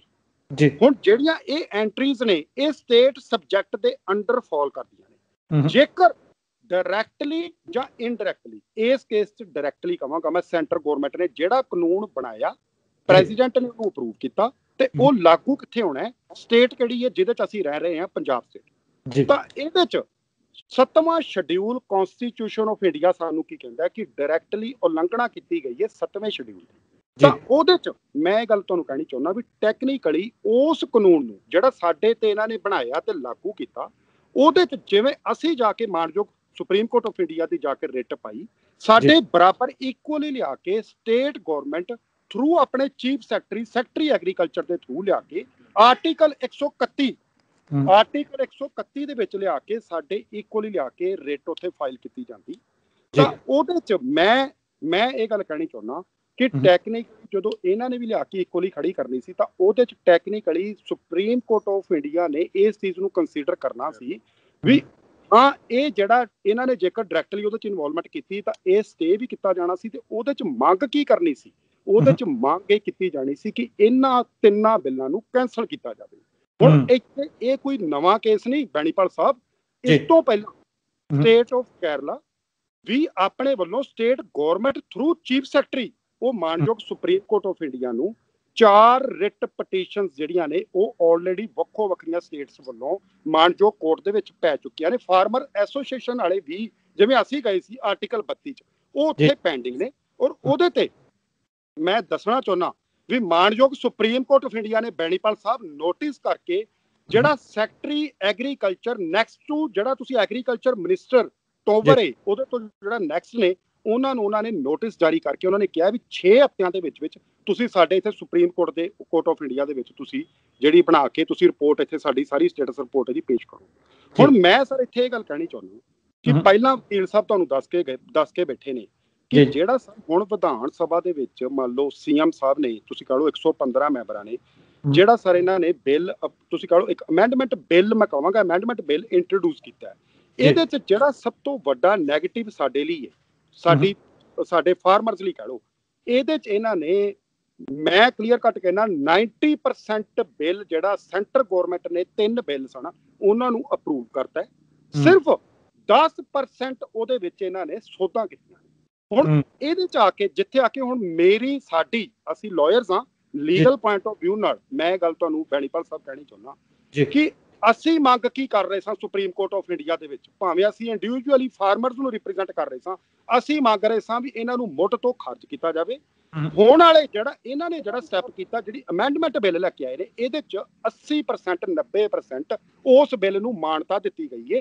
10% ਤੁਸੀਂ ਕਹ ਲਓ ਵੀ ਜਿਹੜੀ ਹੈ ਉਹ ਅਮੈਂਡਮੈਂਟ ਇੰਟਰੋਡਿਊਸ ਕੀਤੀ ਗਈ। ਵਕੀਲ ਸਾਹਿਬ ਮੈਨੂੰ ਇਹ ਦੱਸਿਓ ਤੁਹਾਡੇ ਵਾਲੀ ਪਟੀਸ਼ਨ ਤੇ ਜਿਹੜੀ ਹੁਣ ਇਹ ਅਮੈਂਡਮੈਂਟ ਬਿੱਲ ਇਹਨਾਂ ਨੇ ਪਾਸ ਕੀਤਾ, ਜੇ ਸੁਪਰੀਮ ਕੋਰਟ ਦਾ ਹੁਣ ਦਰਵਾਜ਼ਾ ਖੜਕਾਉਣਾ ਹੋਵੇ, ਕੀ ਪੰਜਾਬ ਦਾ ਕੇਸ ਕਮਜ਼ੋਰ ਹੋ ਗਿਆ, ਫਾਰਮਰ ਦਾ ਕੇਸ ਕਮਜ਼ੋਰ ਹੋ ਗਿਆ ਜਾਂ ਹਾਲੇ ਵੀ ਮਜ਼ਬੂਤ ਹੈ? ਨਹੀਂ, ਮੈਂ ਇੱਥੇ ਬੈਣੀਪਾਲ ਸਾਹਿਬ ਤੁਹਾਨੂੰ ਇਹ ਗੱਲ ਕਹਿਣੀ ਚਾਹਾਂਗਾ ਕਿ ਦੇਖੋ, ਜੇਕਰ ਆਰਟੀਕਲ 131 ਚ ਚੰਗਾ ਹੁੰਦਾ, ਜੇਕਰ ਚੰਗੇ ਲੀਗਲ ਬ੍ਰੇਨਸ ਇਹਦੇ ਤੇ ਕੰਮ ਕਰਦੇ, ਤਾਂ ਪਹਿਲਾਂ ਆਰਟੀਕਲ 131 ਦੀ ਜਿਹੜੀ ਰੈਮਡੀ ਹੈ ਉਹ ਸਾਨੂੰ ਅਵੇਲ ਕਰਨੀ ਚਾਹੀਦੀ ਸੀ। ਸਟੇਟ ਗਵਰਨਮੈਂਟ ਨੂੰ ਥਰੂ ਚੀਫ ਸੈਕਟਰੀ ਐਗਰੀਕਲਚਰ ਪਹਿਲਾਂ ਅਪਰੋਚ ਕਰਨਾ ਚਾਹੀਦਾ ਸੀ। ਉਸ ਕੇਸ ਦੇ ਵਿੱਚ ਮੈਂ ਇੱਕ ਗੱਲ ਕਹਿਣੀ ਚਾਹੁੰਦਾ ਕਿ ਅਸੀਂ ਮੰਗਣਾ ਕੀ ਸੀ, ਉਸ ਕੇਸ ਦੇ ਵਿੱਚ ਅਸੀਂ ਮੰਗਣਾ ਸੀ ਵੀ ਇਹਨਾਂ 3 ਬਿੱਲਾਂ ਨੂੰ ਮੁੱਢ ਤੋਂ ਖਾਰਜ ਕੀਤਾ ਜਾਵੇ, ਜਾਂ ਸੁਪਰੀਮ ਕੋਰਟ ਕੋਲੇ ਇੰਨੀਆਂ ਵਾਸਟ ਪਾਵਰਾਂ ਨੇ, ਸੁਪਰੀਮ ਕੋਰਟ ਦੁਆਰ ਤੋਂ ਉਸ ਬਿੱਲ ਨੂੰ ਰਿਮਾਂਡ ਬੈਕ ਕਰ ਸਕਦੀ ਸੀ ਵੀ ਤੁਸੀਂ ਫਾਰਮਰਸ ਨੂੰ ਫਰੇਮ ਕਰਕੇ ਤੁਸੀਂ ਦੁਆਰ ਤੋਂ ਬਿੱਲ ਜਿਹੜੇ ਨੇ, ਜੇਕਰ ਬਿੱਲ ਬਣਾਉਣੇ ਹੀ ਨੇ ਤਾਂ ਤੁਸੀਂ ਐਟਲੀਸਟ ਫਾਰਮਰਸ ਨੂੰ ਫਰੇਮ ਕਰਕੇ ਦੁਆਰ ਤੋਂ ਬਿੱਲ ਬਣਾਏ ਜਾਣ, ਜਾਂ ਉਹ ਅੱਗੋਂ ਕਈ ਫਰਦਰ ਕਮੇਟੀ ਬਣਾ ਦਿੰਦੇ ਜਿਹਦੇ ਚ ਸੀਐਮ ਸਾਹਿਬ ਸਾਡੇ ਐਗਰੀਕਲਚਰ ਮਿਨਿਸਟਰ ਵੀ ਜਿਵੇਂ ਪਹਿਲਾਂ ਬ੍ਰਦਰ ਕਹਿ ਕੇ ਬੈਠੇ ਨੇ, ਇਹਨਾਂ ਨੂੰ ਜਾਂ ਇੱਕ ਫਾਰਮਰ ਐਸੋਸੀਏਸ਼ਨਸ ਨੂੰ ਕੰਸਲਟ ਕੀਤਾ ਜਾਵੇ ਔਰ ਉਹਨਾਂ ਨੂੰ ਫਰੇਮ ਕਰਕੇ ਬਣਾਇਆ ਜਾਵੇ। ਹੁਣ ਮੈਂ ਇੱਥੇ ਆ ਕੇ ਬੈਣੀਪਾਲ ਸਾਹਿਬ ਮੈਂ ਤੁਹਾਡੀ ਗੱਲ ਦਾ ਮੈਂ ਜਵਾਬ ਦਿੰਦਾ। ਹੁਣ ਹੋਣਾ ਕੀ ਹੈ, ਸ਼ਾਰਟ ਸ਼ਬਦਾਂ ਦੇ ਵਿੱਚ, ਜੇਕਰ ਸਟੇਟ ਗਵਰਨਮੈਂਟ ਸੁਪਰੀਮ ਕੋਰਟ ਦਾ ਜਾ ਕੇ, ਮਾਨਯੋਗ ਸੁਪਰੀਮ ਕੋਰਟ ਦਾ ਜਾ ਕੇ ਦਰਵਾਜ਼ਾ ਖੜਕਾਉਂਦੀ, ਤਾਂ ਉਹਦੇ ਚ ਅਸੀਂ ਬਣਨਾ ਸੀ ਐਪਲੀਐਂਟ ਕਹਿ ਲਓ ਜਾਂ ਤੁਸੀਂ ਪਟੀਸ਼ਨਰ ਕਹਿ ਲਓ। ਤਾਂ ਉੱਥੇ ਜਾ ਕੇ ਅਸੀਂ ਸੈਂਟਰ ਗਵਰਨਮੈਂਟ ਦੇ ਜਿਹੜੇ ਇੱਕ ਧੱਕਾ ਮੈਂ ਕਹਾਂਗਾ ਜਿਹੜੇ 3 ਬਿੱਲ ਧੱਕੇ ਨਾਲ ਪਾਸ ਕੀਤੇ ਨੇ, ਅਸੀਂ ਉਹਨਾਂ ਨੂੰ ਚੈਲੰਜ ਕਰਨਾ ਸੀ। ਸੁਪਰੀਮ ਕੋਰਟ ਚ ਅਸੀਂ ਬਣਨਾ ਸੀ ਐਪੀਲੈਂਟ। ਹੁਣ ਜਿਹੜੀ ਸਾਡੇ ਵਾਸਤੇ ਜਿਹੜੀ ਪ੍ਰੋਬਲਮ ਆਈ ਹੈ, ਜਿਹੜੀ ਹੁਣ ਅੱਗੋਂ ਮੈਨੂੰ ਇੱਕ ਖਦਸ਼ਾ ਹੈ ਵੀ ਸਿਨੈਰੀਓ ਹੋਰ ਸਾਡਾ ਜਿਹੜਾ ਵਰਸ, ਇੱਕ ਵਰਡ ਇੰਗਲਿਸ਼ ਦਾ, ਵਰਸ ਤੋਂ ਵਰਸ ਹੋਣ ਜਾ ਰਿਹਾ। ਹੁਣ ਕੀ ਹੋਣਾ, ਦੇਖੋ ਜਿਹੜੇ ਬਿੱਲਾਂ ਦੀ ਜੇਕਰ ਆਪਾਂ ਗੱਲ ਕਰੀਏ ਤਾਂ ਬਿੱਲ ਅਪਰੂਵ ਕਿੰਨੇ ਕੀਤੇ ਨੇ? ਸਾਡਾ ਭਾਰਤ ਦੇਸ਼ ਚ ਅਸੀਂ ਰਹਿ ਰਹੇ ਹਾਂ, ਸਾਡਾ ਮੁਖੀ ਕੌਣ ਹੈ ਸਾਡੇ ਕੰਟਰੀ ਦਾ? ਰਾਸ਼ਟਰਪਤੀ ਜਿਹੜੇ ਨੇ, ਪ੍ਰੈਜ਼ੀਡੈਂਟ ਆਫ ਇੰਡੀਆ, ਉਹ ਸਾਡੇ ਮੁਖੀ ਨੇ ਜੀ। ਸਰ ਜਿਹੜੇ ਬਿੱਲ ਤੁਸੀਂ ਕਹ ਲਓ ਇੱਕ ਅਮੈਂਡਮੈਂਟ ਬਿੱਲ, ਇੱਕ ਵਿਧਾਨ ਸਭਾ ਜਿਹੜੀ ਇੱਕ ਸਟੇਟ, ਦੇਖੋ ਸਾਡੇ ਕੋਲ, ਮੈਂ ਇੰਡੀਪੈਂਡੈਂਟ ਦਰਜਾ ਸਾਡੀ ਸਟੇਟ ਨੂੰ ਨਹੀਂ ਹੈਗਾ। 370 ਜਿਹੜੀ ਕਸ਼ਮੀਰ ਵਾਲਾ ਚੈਪਟਰ ਹੈ, ਅਸੀਂ ਜਿਹੜਾ ਕਾਨੂੰਨ ਪੜ੍ਹਿਆ ਉਸ ਕਾਨੂੰਨ ਚ ਜਿਹੜਾ ਕਾਨੂੰਨ ਪ੍ਰੈਜ਼ੀਡੈਂਟ ਆਫ ਇੰਡੀਆ ਨੇ ਅਸੈਂਟ ਦੇਤੀ, ਉਹ ਕਾਨੂੰਨ ਥਰੂ ਆਊਟ ਦੀ ਕੰਟਰੀ ਸਾਰੇ ਸਿਟੀਜ਼ਨਸ ਤੇ ਲੱਗਦਾ ਸੀ ਐਕਸੈਪਟ ਜੰਮੂ ਐਂਡ ਕਸ਼ਮੀਰ, ਜਿਹੜਾ ਕਾਨੂੰਨ ਅਸੀਂ ਪੜ੍ਹਿਆ। ਹੁਣ 370 ਇੰਟਰੋਡਿਊਸ ਹੋਣ ਤੋਂ ਬਾਅਦ ਜੰਮੂ ਕਸ਼ਮੀਰ ਤੇ ਵੀ ਉਹੀ ਕਾਨੂੰਨ ਲਾਗੂ ਹੈ ਜਿਹੜਾ ਸਾਰੇ ਕੰਟਰੀ ਦੇ ਵਿੱਚ ਲਾਗੂ। ਸੋ ਸਾਡਾ ਕਹਿਣ ਤੋਂ ਭਾਵ ਇਹ ਹੈ ਵੀ ਇਹਨਾਂ ਨੂੰ ਬੈਣੀਪਾਲ ਸਾਹਿਬ ਐਟਲੀਸਟ ਮੈਂ ਗੱਲ ਕਹਿਣੀ ਚਾਹੁੰਦਾ ਕਿ ਜਿਹੜਾ ਬਿੱਲ ਮਾਨਯੋਗ ਰਾਸ਼ਟਰਪਤੀ ਨੇ ਅਪਰੂਵ ਕਰਤਾ, ਕਿ ਇੱਕ ਜਿਹੜੀ ਸਾਡੀ ਵਿਧਾਨ ਸਭਾ ਹੈ, ਵਿਧਾਨ ਸਭਾ ਤੋਂ ਉੱਪਰਲਾ ਜੇ ਲੈਵਲ ਵੇਖੀ ਤਾਂ ਲੋਕ ਸਭਾ, ਰਾਜ ਸਭਾ, ਉਹ ਇਹਨਾਂ ਤੋਂ ਉੱਪਰਲਾ ਲੈਵਲ ਹੈ, ਰਾਸ਼ਟਰਪਤੀ ਸਾਹਿਬ ਦਾ ਤਾਂ ਹੈ ਹੀ ਹੈ। ਵਿਧਾਨ ਸਭਾ ਜਿਹੜਾ ਅਮੈਂਡਮੈਂਟ ਬਿੱਲ ਇੰਟਰੋਡਿਊਸ ਕਰਵਾਇਆ ਹੈ, ਇਹਨੂੰ ਫਾਈਨਲੀ ਅਪਰੂਵ ਕਿੰਨੇ ਕਰਨਾ ਹੈ? ਅਪਰੂਵ ਕਰਨਾ ਹੈ ਗਵਰਨਰ। ਗਵਰਨਰ ਕਿੰਨੇ ਅਪਾਇੰਟ ਕੀਤਾ ਹੈ? ਰਾਸ਼ਟਰਪਤੀ ਸਾਹਿਬ ਨੇ। ਜਾਂ ਉਹ ਕਿਹਦਾ ਨੈਕਸਟ ਕਿਹਦਾ ਤੁਸੀਂ ਕਹਿ ਲਓ ਅਧਿਕਾਰੀ ਕਿਹਦੇ ਵੱਲੋਂ ਅਪਾਇੰਟ ਕੀਤਾ ਗਿਆ? ਰਾਸ਼ਟਰਪਤੀ ਵੱਲੋਂ।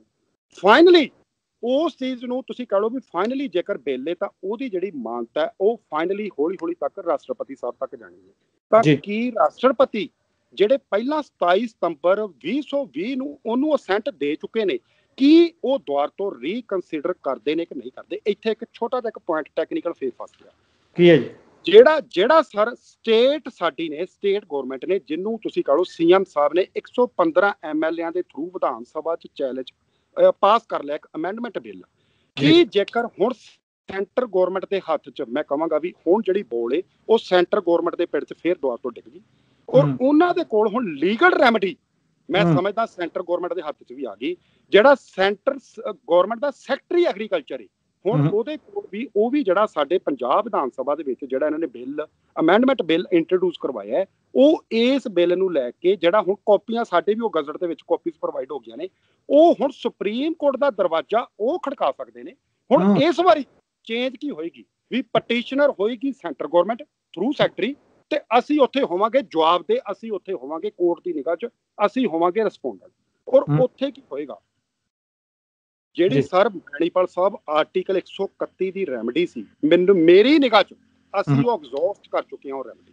ਕਿਉਂਕਿ ਜਦੋਂ ਸੈਂਟਰ ਗਵਰਨਮੈਂਟ ਵੇਖੋ ਫਾਈਨਲੀ ਜਿਹੜੇ ਇਹ ਮਸਲੇ ਨੇ, ਮੈਂ ਅੱਜ ਤੁਹਾਡੇ ਚੈਨਲ ਥਰੂ ਕਹਿ ਦਿੰਦਾ ਜੀ, ਫਾਈਨਲੀ ਬੈਣੀਪਾਲ ਸਾਹਿਬ ਇਹ ਡਿਸਪੋਜ਼ ਆਫ ਕਰੇਗੀ, ਸੁਣੇਗੀ ਮਾਨਯੋਗ ਸੁਪਰੀਮ ਕੋਰਟ ਆਫ ਇੰਡੀਆ ਜੀ। ਤਾਂ ਸੁਪਰੀਮ ਕੋਰਟ ਆਫ ਇੰਡੀਆ ਜੇਕਰ ਅਸੀਂ ਇਹ ਗੱਲ ਕਹਿ ਲਈਏ ਕਿ ਜਿਹੜਾ ਬਿੱਲ ਇਹਨਾਂ ਨੇ ਬਣਾਤਾ, ਇੱਥੇ ਅਮੈਂਡਮੈਂਟ ਬਿੱਲ ਇੰਟਰੋਡਿਊਸ ਕਰਵਾਤਾ, ਸੈਂਟਰ ਗਵਰਨਮੈਂਟ ਨੂੰ ਚੈਲੰਜ ਕਰ ਲੈਂਦੀ ਹੈ, ਤਾਂ ਉੱਥੋਂ ਫਿਰ ਅਸੀਂ ਆਰਟੀਕਲ 131 ਦੀ ਰੈਮਡੀ ਐਗਜ਼ੌਸਟ ਕਰਕੇ, ਕਿਉਂਕਿ ਉੱਥੇ ਆ ਕੇ ਸੁਪਰੀਮ ਕੋਰਟ ਆਫ ਇੰਡੀਆ ਇਸ ਚੀਜ਼ ਨੂੰ ਕੰਸੀਡਰ ਜ਼ਰੂਰ ਕਰੇਗੀ ਕਿ ਵਿਧਾਨ ਸਭਾ ਤੋਂ ਅੱਪਰ ਜਿਹੜਾ ਸਿਸਟਮ ਹੈ, ਉਹ ਵੇਖੋ ਯੂਨੀਅਨ ਆਪਣੀ ਗਵਰਨਮੈਂਟ ਕਹਿ ਲਓ, ਸੈਂਟਰ ਗਵਰਨਮੈਂਟ ਕਹਿ ਲਓ, ਉਹ ਭਾਵੇਂ ਰਾਜ ਸਭਾ ਹੈ, ਭਾਵੇਂ ਉਹ ਲੋਕ ਸਭਾ ਹੈ, ਤੇ ਭਾਵੇਂ ਉਸ ਤੋਂ ਬਾਅਦ ਮਾਨਯੋਗ ਪ੍ਰੈਜ਼ੀਡੈਂਟ ਆਫ ਇੰਡੀਆ ਜੀ। ਸੋ ਇੱਥੇ ਆ ਕੇ ਮੈਂ ਸ਼ੋਰਟ ਸ਼ਬਦਾਂ ਦੇ ਵਿੱਚ ਕਹਾਂਗਾ ਵੀ ਆਰਟੀਕਲ 131 ਦੀ ਜਿਹੜੀ ਰੈਮਡੀ ਸੀ ਉਹ ਜ਼ਿਆਦਾ ਚੰਗੀ ਕਿਉਂ ਸੀ ਟੈਕਨੀਕਲੀ, ਕਿਉਂਕਿ ਉਹਦੇ ਤੇ ਸਰ ਅਸੀਂ ਇੱਕ ਤਾਂ ਕੈਂਸਲੇਸ਼ਨ ਮੰਗਣੀ ਸੀ, ਔਰ ਜੇਕਰ ਆਰਟੀਕਲ 131 ਰਾਹੀਂ ਅਸੀਂ ਪਹਿਲਾਂ ਅਪਰੋਚ ਕਰ ਲੈਂਦੇ, ਸਾਨੂੰ ਉੱਥੇ ਮਾਨਯੋਗ ਸੁਪਰੀਮ ਕੋਰਟ ਆਫ ਇੰਡੀਆ ਤੋਂ ਰਿਲੀਫ ਨਾ ਮਿਲਦਾ, ਤਾਂ ਫਿਰ ਜਿਹੜਾ ਹੁਣ ਸਟੈਪ ਲਿਆ ਗਿਆ ਇੱਥੇ ਵਿਧਾਨ ਸਭਾ ਦੇ ਵਿੱਚ, ਜਿਹੜਾ ਇਹਨਾਂ ਨੇ ਅਮੈਂਡਮੈਂਟ ਬਿੱਲ ਇੰਟਰੋਡਿਊਸ ਕੀਤਾ, ਇਹ ਲੇਟਰ ਹੁਣ ਇਹਨਾਂ ਨੂੰ ਇਹ ਸਟੈਪ ਲੈਣਾ ਚਾਹੀਦਾ ਸੀ। ਅੱਛਾ, ਇੱਕ ਮੈਨੂੰ ਹੋਰ ਦੱਸਿਓ, ਜਿਸ ਤਰ੍ਹਾਂ ਬਿੱਲ ਪਾਸ ਕਰ ਦਿੱਤਾ, ਸਰਬਸੰਮਤੀ ਨਾਲ ਕਰ ਦਿੱਤਾ, ਨਾ ਹਲੇ ਗਵਰਨਰ ਨੇ ਸਾਈਨ ਕੀਤੇ ਨੇ, ਨਾ ਹੁਣ ਪ੍ਰੈਜ਼ੀਡੈਂਟ ਆਫ ਇੰਡੀਆ ਨੇ ਕੀਤੇ ਨੇ, ਜੇਕਰ ਉਹ ਸਾਈਨ ਨਹੀਂ ਕਰਦੇ ਫਿਰ ਕੀ ਬਣੂਗਾ ਜੀ? ਮੈਂ ਦੱਸਦਾ ਜੀ, ਦੇਖੋ ਇਹ ਹੁਣ ਡਿਸਕ੍ਰਿਸ਼ਨ ਹੈ ਇਸ ਟਾਈਮ, ਠੀਕ ਹੈ। ਇਹਨਾਂ ਨੇ ਇੱਕ ਤੁਸੀਂ ਕਹ ਲਓ ਵੀ ਇੱਕ ਪੋਲੀਟੀਕਲ ਇਨਫਲੂਐਂਸ, ਦੇਖੋ ਪਹਿਲੀ ਗੱਲ ਤਾਂ ਇਹ ਹੈ ਮੈਡੀਕਲ ਐਮਰਜੈਂਸੀ ਦਾ ਟਾਈਮ ਚੱਲੀ ਜਾਂਦਾ ਹੈ ਜੀ।